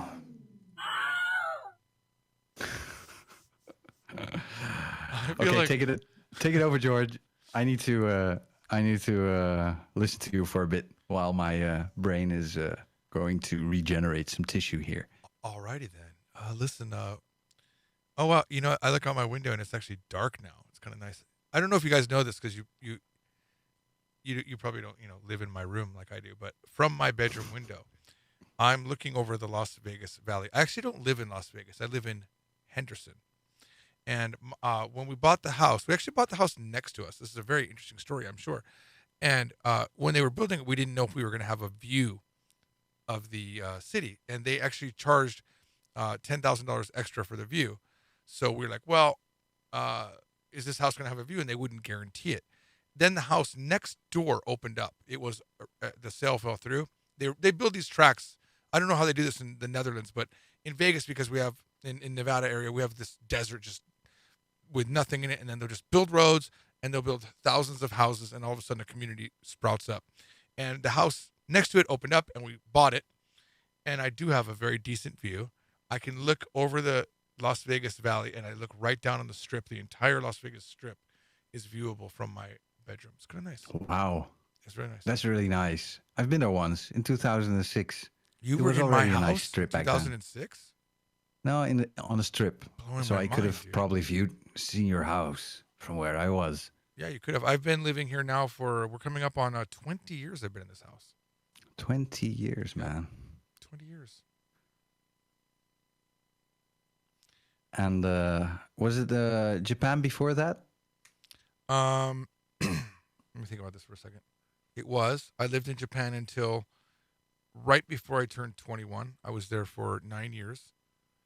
Then I came back to Vegas and moved in with my father for a bit. And that was really horrible. I mean, Oh, interesting. Yeah.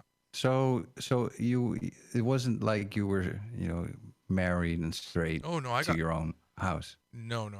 I got married in 1995. Coming up on we're in our 24th year. Magical year. Yeah. 1995. I met her she was my customer as a tour guide. Yeah. And we first moved in to an apartment. I was living at my dad's house, and there was a moment where I decided I can't live here anymore. It was like I was going to do some sort of job somewhere, and I was dressed up in a suit. And my father had someone renting a room there in the house, and he was like a heavy pot smoker, which at the time was, of course, illegal. So he was, pretty bad pot smoker, and I'm out going to real business, in my mind. He was like, "Where are you going? Clinton years? Where are you going? Did you go to a party?" I was like, "Fuck you! I'm going to go work." That's what I felt in my mind. I was like, "I can't live here." The house smelled like marijuana all the time. So I went and I rented an apartment, and I told my wife to be that, hey, we have an apartment, a place called Pacific Islands was the name of the apartment complex. Beautiful place. Okay. We had pools and tennis and everything. Very nice. Then it took us nice weather. Yeah, it took us, I think, 4 more years until we decided to move into a house, and that was only possible because the parents gave us like $100,000 in cash. I see. I was in Japan. We're getting ready to leave. I walk into the room where they're packing the suitcase, and there's 1,100 million yen stacked on the floor. And my wife's like, "Oh, they're giving us this money." I'm like, "No, they're not. We're not taking $100,000 in cash in our suitcase." In cash. And she's like, "Oh my gosh. Yes, we are." So keep in mind, this is like 20 years ago or more. So I took, so there's stacks of 1 million yen. I had felt a little bit like Breaking Bad, man. Oh, it was, because I had 6 million yen strapped in pantyhose underneath my shirt. My wife had another few million in hers, and then we had another few million yen in diaper bags. Like we had a very tight diaper package. So we pulled out the diapers, and then we stick them in the diapers, and we jammed them back down in. And then we get so to... how was that? Were you guys scared, or were you having fun, or? No. You can't bring more than $10,000 over the border. Like that's the rule, or they can confiscate it. So, and my wife didn't want to send it via the banking because of all the regulations. You can only give so much as a gift from the parent without tax. It was just to avoid taxes, obviously, right? I see. Yeah, sure. And we get to customs, and of course my wife has oranges and rice and. Is there a statute of limitation on this stuff? By the way. Oh, definitely. They're not going to come to us for this. Okay. What was even more fun is we're sitting here with well, we were just watching the Mark and George show, and we heard you saying something. My name is Mark. We need to check out, Buster. My name is Mark, and if you'd like to investigate me, but yeah, we had to change that into dollars. What was the name of your city again, Mark? I live in Hucken, North Dakota. Yeah. We had to. It took us maybe 2 or 3 weeks to change it all into dollars, and then we just walked into the bank with like $40K at a time, and just like, we need to deposit this money. And the guy was like, "I've never seen that much money except for we're doing an ATM drop." And I'm like, "Well, Holy crappers, Batman! Is that real money you got there?" Oh my God! Do you know that I made a commercial with Batman? Do you know that? You made a commercial with Batman? I want to play the Batman commercial. Hang on, give me a second. I have to go to SoundCloud. That was your cue. I don't have it, dude. You have to give me a second. I'm not lying. I don't got what you got, okay? I don't got all this fancy equipment. I actually do have this fancy equipment. I just have to set it up. You do. Let me go here. You've even got a camera.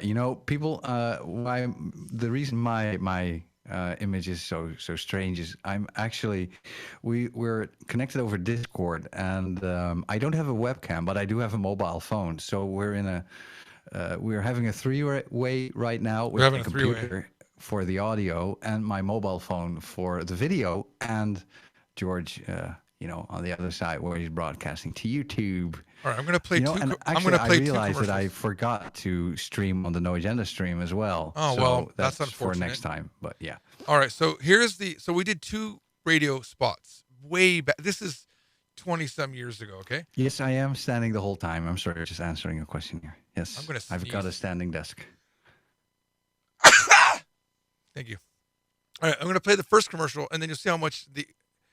This is when the company was called TTI Japanese. This is pre-YesJapan.com, pre all of these books even being sold. This is just us doing live classes in Las Vegas.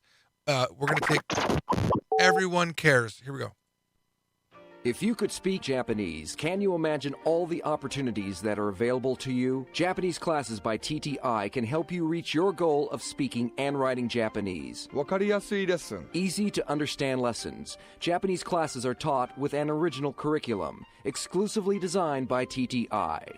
Each class emphasizes easy understanding and maximum memory retention. 選べる時間、朝でも夜でも。 Whether you work days or nights, TTI has a class for you. 初心者歓迎します. Beginners are always welcome. TTI's classes are designed to teach anyone Japanese. No prior study is required. 少人数制導入。 No crowded classrooms. At TTI, you won't find a standing room only college classroom. Each TTI class is limited to 12 students. It is said that a wondrous journey begins with a single step. Take that first step today and call Japanese Classes by TTI at 792-8600. That's 792-8600.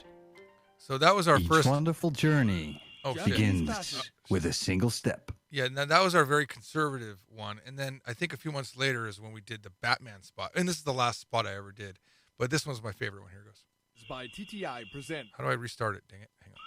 By the way, that's not the white Shut up. Japanese classes by Shut up. Shut up. Why is this not loud Japanese enough? class. Okay, you guys ready? Japanese Classes by TTI presents Godzilla vs. Batman.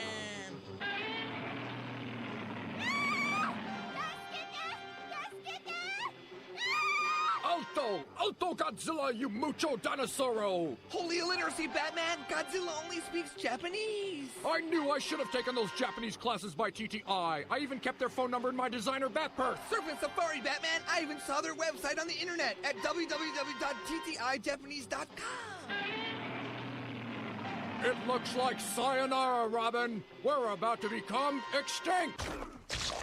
Don't become extinct. Accelerate your evolution. Learn Japanese now. Call Japanese Classes by TTI. Call 792-8600. That's 792-8600. Or visit Japanese Classes by TTI on the net at www.ttijapanese.com. Extinction sucks. Upgrade your mind. If you could speak Japanese... Yeah, that was it. So I think we spent, maybe we did $4,000 or $5,000 of airtime on that one. Which is like double the price now, probably. Oh, most likely. But it was really good because we also did you know how radio works. You give away free things, and then the DJs will talk about, for the first caller that calls in, you're going to get a free hour of, a free month of Japanese classes at TTIJapanese.com. So we do that, and I would be late night on the tour bus. All of a sudden, the spot would play, and the DJ would do that, and I'm on the bus. I don't know what the hell's happening, and everything's routed to my cell phone. So I go, am I the first caller? I'm like, God, what was that? Yes, you are. And I didn't care who called. Everyone was the first caller. I gave everyone the free classes because I was just trying to build a business. I didn't care. Very smart. Of course. Nice. Do you have a radio spot that you've done recently? I'd like to hear it. Because I know you're a radio guy. Play me that new No Agenda thing that you did. Oh yeah, I am. Oh, play me the No Agenda one with your son. You want to hear my son? Cute. Yes, that's It's very so nice. cute. Let me set it up here. So recently I've been creating some really nice jingles because it's something I like to do, and I'm making them for No Agenda Stream. Also, our show opener made it myself, and I'm going to create even more and more. Let's see. So yes, recently I did actually create. Let's see, where is it? The audio for No Agenda Stream. Of course, I didn't have it set up here because why would I need to queue up No Agenda stuff for Mark's brain? Our radio? But let's see, Pro. I mean, you play it for me every 2 minutes. I'm sure you can find it. Come on. Hello, everyone. I'm It's Thursday, January 10th, 2019. That's my son. Why is it so He's low? 3 years old. Bring it up and play it again. I want to hear the ending of that. Keep going. Hello, everyone. Adam Curry, John T. Dvorak. It's Thursday, January 10th, 2019. Yeah, just Why do you? you You just faded out. Okay. Yeah. That's just like a quickie intro to the show. Yeah. It's just something I wanted to send to Adam for fun. I recorded it with Steven and my son, and it's very nice. But also I made this one, which is very nice in my opinion. You make it look easy, but we know it takes a lot of time in preparation for each show. To be honest, yeah, we do make it look easy. That's the hardest part. Podcast around the clock. This is the No Agenda stream. And you gotta realize this is on YouTube because I'm sending this over Discord to George, and Discord is mono. But if you hear it in stereo, it's even more awesome. Just I know. It sounds that. pretty amazing in mono too. Thank you. And I also made Sweeper. Let's see. Well, this was the one we've been playing for a very long time as the only one. You're listening to NoAgendaStream.com. All talk, no commercials, no agenda. Which is very nice. I like that. And we're going to be on there apparently eventually, if you ever remember to do it. Yes, we have a slot there. We can just. It's amazing. Go there, and it's very fortunate for for a new podcast. It's pretty fortunate to all of a sudden be on the No Agenda stream, which is, obviously listened by more than 2 people. Yes. Right. I think we had a record of 1,750 people at one time listening, and it's all audio, so it's a very high number. Yeah, that's pretty good. Made this one as well. No Agenda Live. High quality podcasts. You're listening to No Agenda Stream. Excellent, right? Yeah, I want to go back to what we were saying earlier about no agenda is for politics, but I think it's really easy to do political topics because there's so much news happening. Whereas if we don't do political, we're going to be stuck doing real news, real interesting things. You know what I mean? Yeah. Where we start. That's true. And it's actually, I try to think of, do I watch news that aren't, would I watch something that is news without politics? Probably not. It's not interesting. So it's going to be kind of hard for us.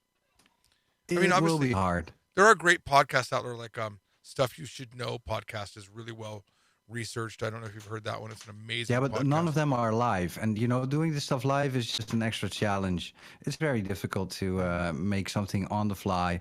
But, like, for example, with all of the clips I've played just this show, I think a whole day of research went into it. So, well, you know me. I don't have a lot of experience doing anything live. No, there's no that. sound for that. I wouldn't dare. There's no sound for that.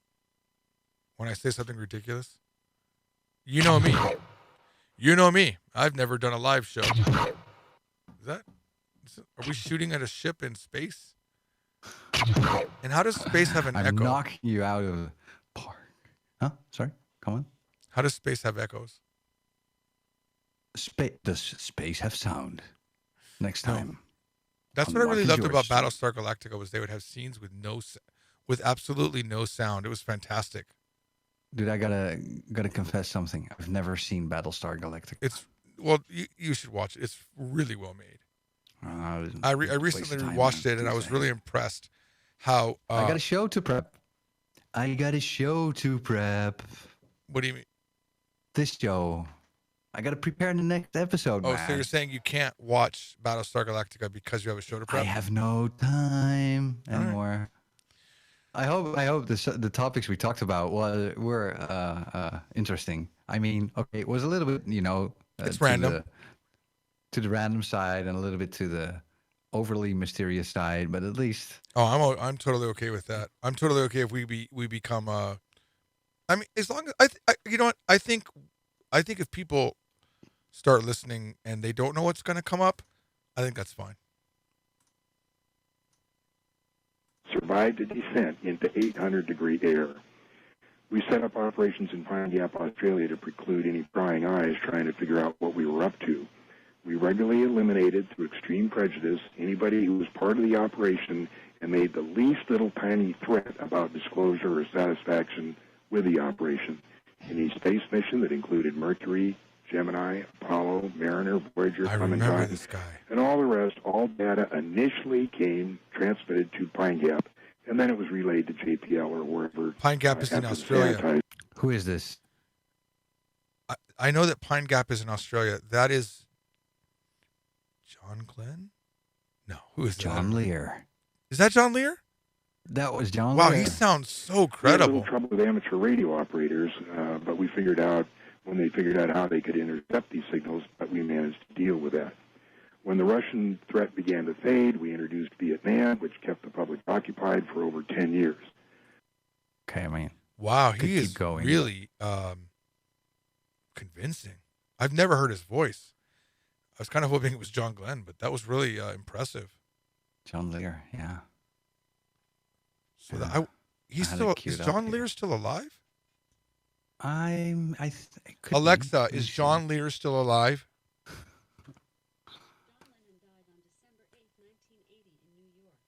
John, I think she's already. Oh no, it's No, still. she thinks it's John What's Lennon. the time over there? Alexa, what time is it? Can she Yeah, even hear? he's, Can you even hear that? No. I have to put a mic on her. It's she. First of all, she said John Lennon died in 1980. John Lennon. she didn't know who I was talking about. But it's coming up. It's coming up on 6:00, and at 6:00 we will have the weather and the news report. Holy shit! Oh, sorry. John Lear's still alive, and he's. I've got him on a video here. He doesn't really look like. Like you think he would look? How he used to look, because apparently he's very old. And come back. Since the C-141 was grounded, they had nothing to do that, so they hired the company that I worked for, and I flew a DC-8 to do the. I'll send you the link. I'll send you the link. He's really old, You yeah. might be interested. UFOs, 911, moon landing cover-ups, conspiracies, disinformation, Mark Richards, and more. But not now. Every time you do that voice, I cringe and die a little bit inside. Get used to it, dude. I think it's we just need to limit it to really cool things, not like today I cut my hair. Mark's beard is a lot better than mine. Mark's beard is alive. I wish I had such a cool beard. Oh man, it's fun. Come on, it's fun. Are you teaching your son English, Mark, or where is he learning it from? Yeah, I'm teaching it, and he's also watching the English, mostly English songs, to be honest. Did you know? So, did he you know loves that it. He loves it. over You know, there can 80% be a of people in the situation- Netherlands speak English? Just want to point that out. Mark has that radio voice. Most radio hosts have in the Netherlands. Do I? Because I never listen to Dutch radio. It's. I mean, if you think this voice is cringy, just listen to Dutch radio and you'll be cured. I hate it. 98.5 Kiss FM. Am I on the air right now? I need a little bit more bass here. Is this the Mark and George show? Welcome to the Mark and George show. This is calling in? George. Is this George? This is George. Are you a first-time Speak up, caller? John. Yes, first-time caller, long-time listener. And where are you calling from, sir? Well, I'm just above Nevada. And what's your question? I'm in some kind of craft. Well, you were talking about UFOs, and I was wondering. You said you even seen UFOs? Sir, I need to ask you, Describe are you those in a things safe to me, place? young man. Are you in a safe place right now? I want to make sure that you're not in danger. Have you pulled Oh, you pulled over to the side of the road? I'm standing. I'm standing. I'm plugged in though. I'm plugged in. Something they stuck something, in my back to keep me from falling over because they're apparently reading something, my thoughts or something. I don't know. Sir, are you saying that All I know something is- has been stuck in your back that controls you? Well, it's more like a shared kind of deal. We're sharing something here. What do you mean, sir? saw Do a you mean that UFO. information is transferred across the link inside your back, sir? Excuse me, sir. What you're saying? Speak up, boy. I'm saying, is there some sort of transmission being sent through the connection in your back? Yeah, well, they just want me to ask you how did the UFO? What did it look like? What you want to know? Are you I referring? would like to know as well. Okay, listen. Why don't you go ahead and listen off the air, and we'll answer this question. I'll take the answer off the air. Thanks. Great. The UFO that I saw was too far away for me to see the shape.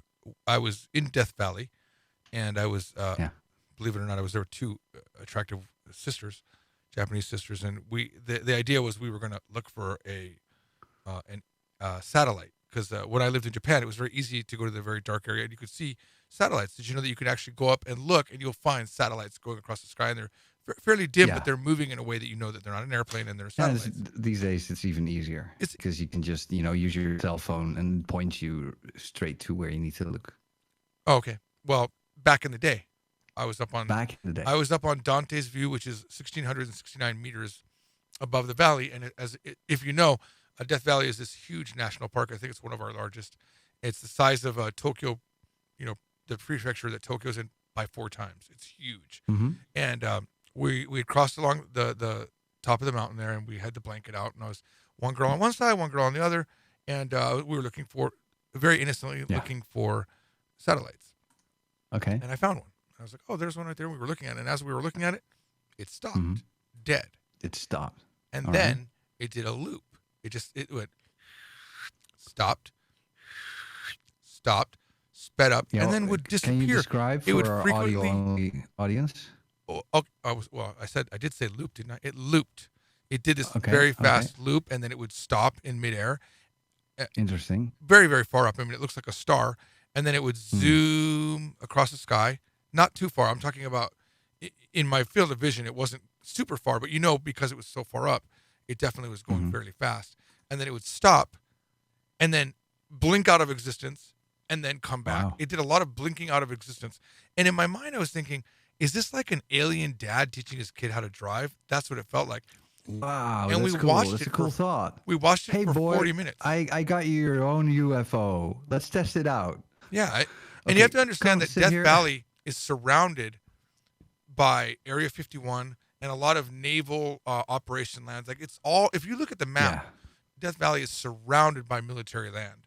So it could have been anything. It could have been something that we were testing.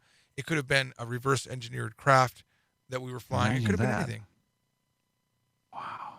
Could even be a human just teaching his son how to fly interstellar. It could be anything.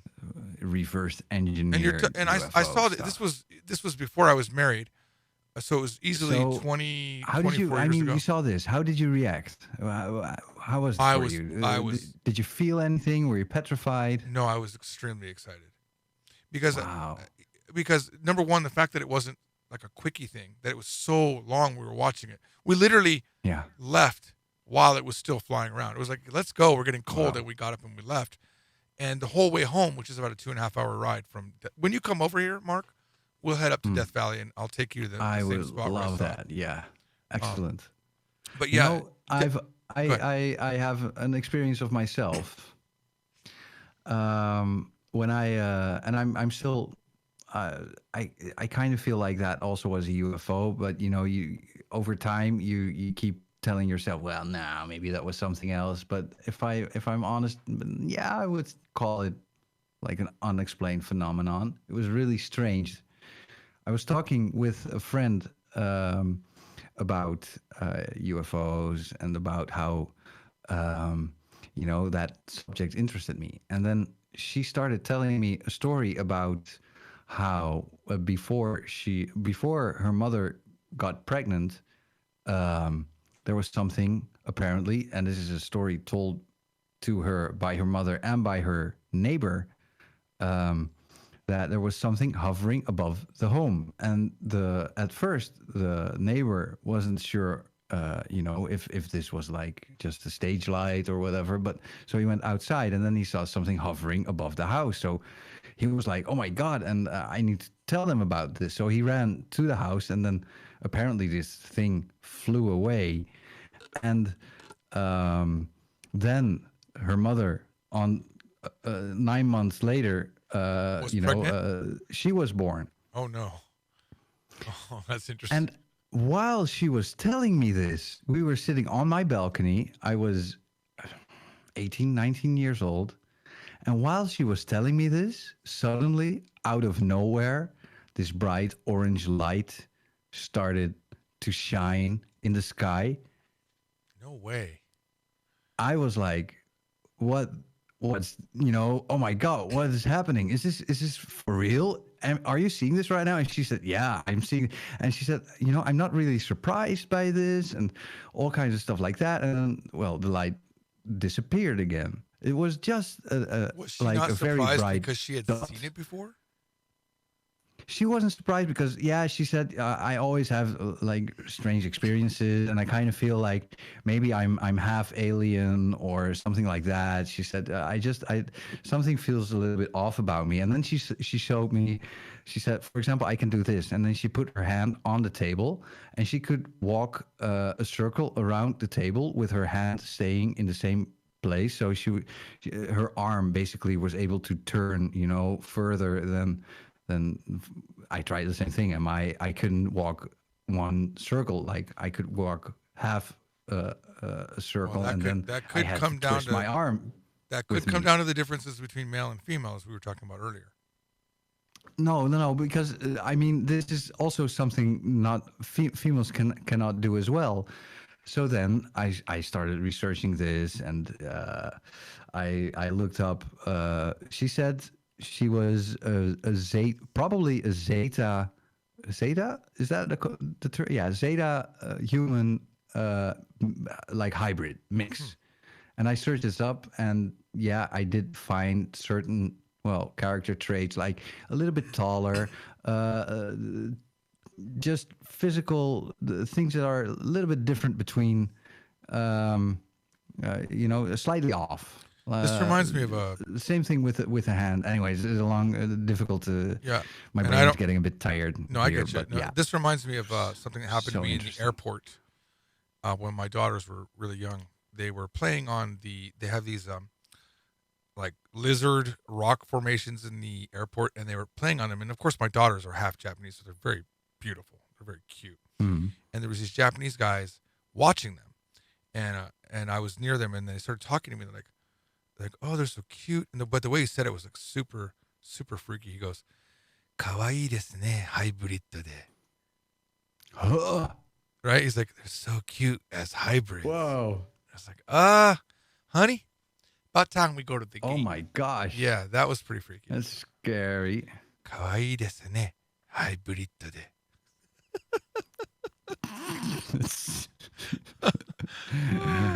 Okay, dude. It's kawaii. Just do 3 steps back, please. Yeah, could you you might want to report to the airport security right now, sir. Yeah. Melanie makes a fair point. She says, there's, genetic. Some people are more flexible than others due to genetic traits, and that's true. But I looked up, Zeta human hybrids. I can look it up right now, but she basically fulfilled all of the whole description. Taller, more skinny, flatter chest, able to flatter chest. Twist their arms further, hips slightly different. How do you know about her chest? Well, she wasn't wearing much at the time. Okay, wait. I'm kind of attracted to Zeta hybrid humans. I'm looking at them now. Maybe.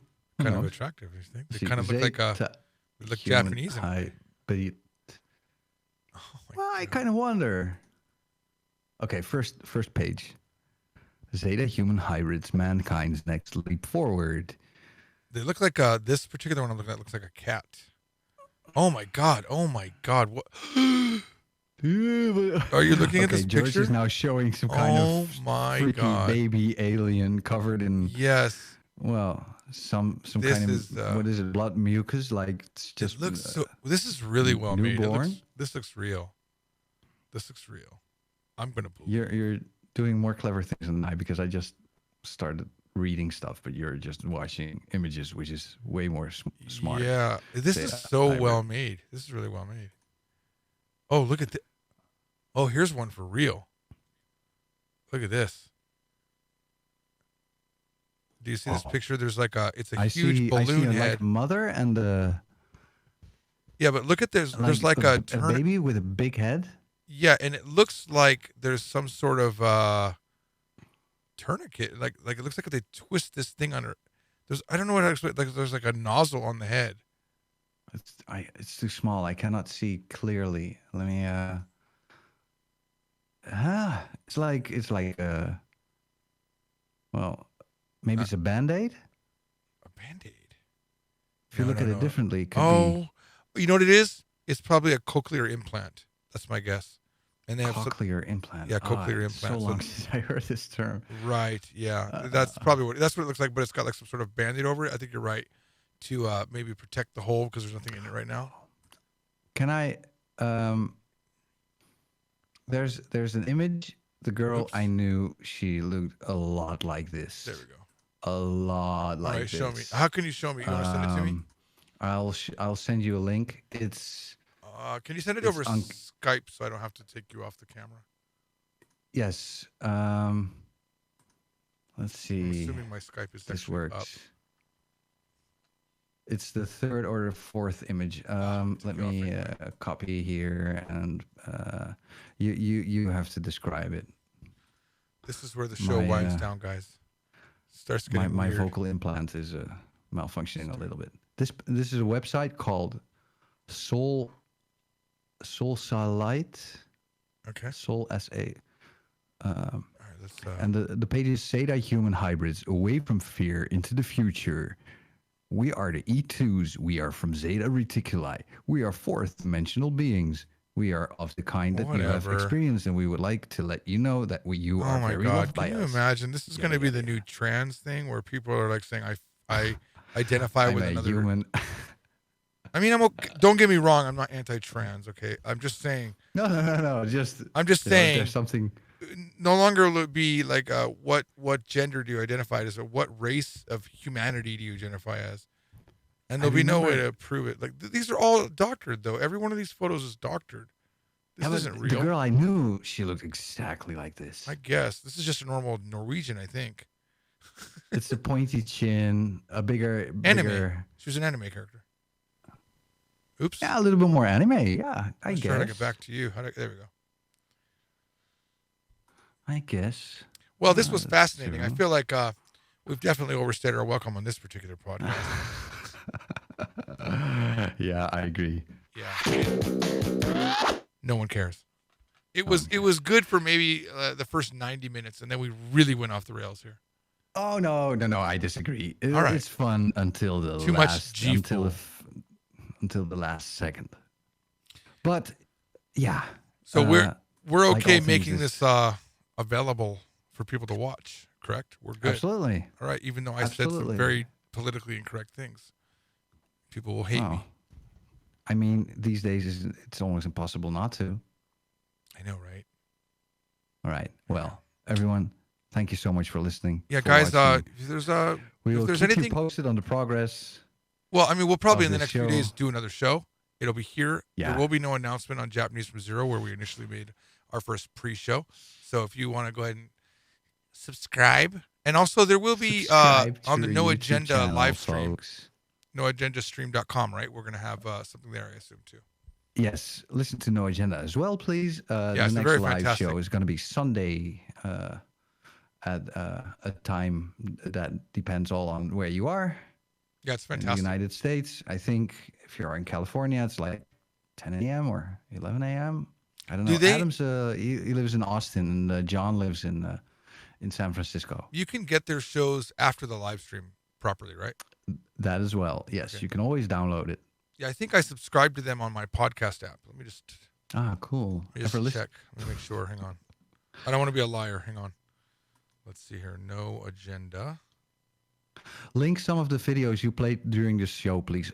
In fact, I will ask George to place the full show notes under the video once it's sure. Is that possible? I don't know. We can modify the description. You can. I'll let you.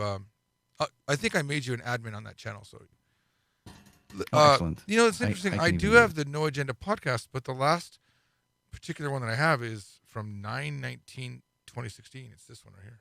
No, that's the wrong one. Then it's a little bit strange. I don't know how those podcast apps work, but I don't think I have the correct RSS feed. So if you want to, maybe you could link it also in the description, and then people who want to, because obviously sounds good. Yeah, sure. Obviously, no agenda. No agenda. Let me write it down here, because that's how we roll.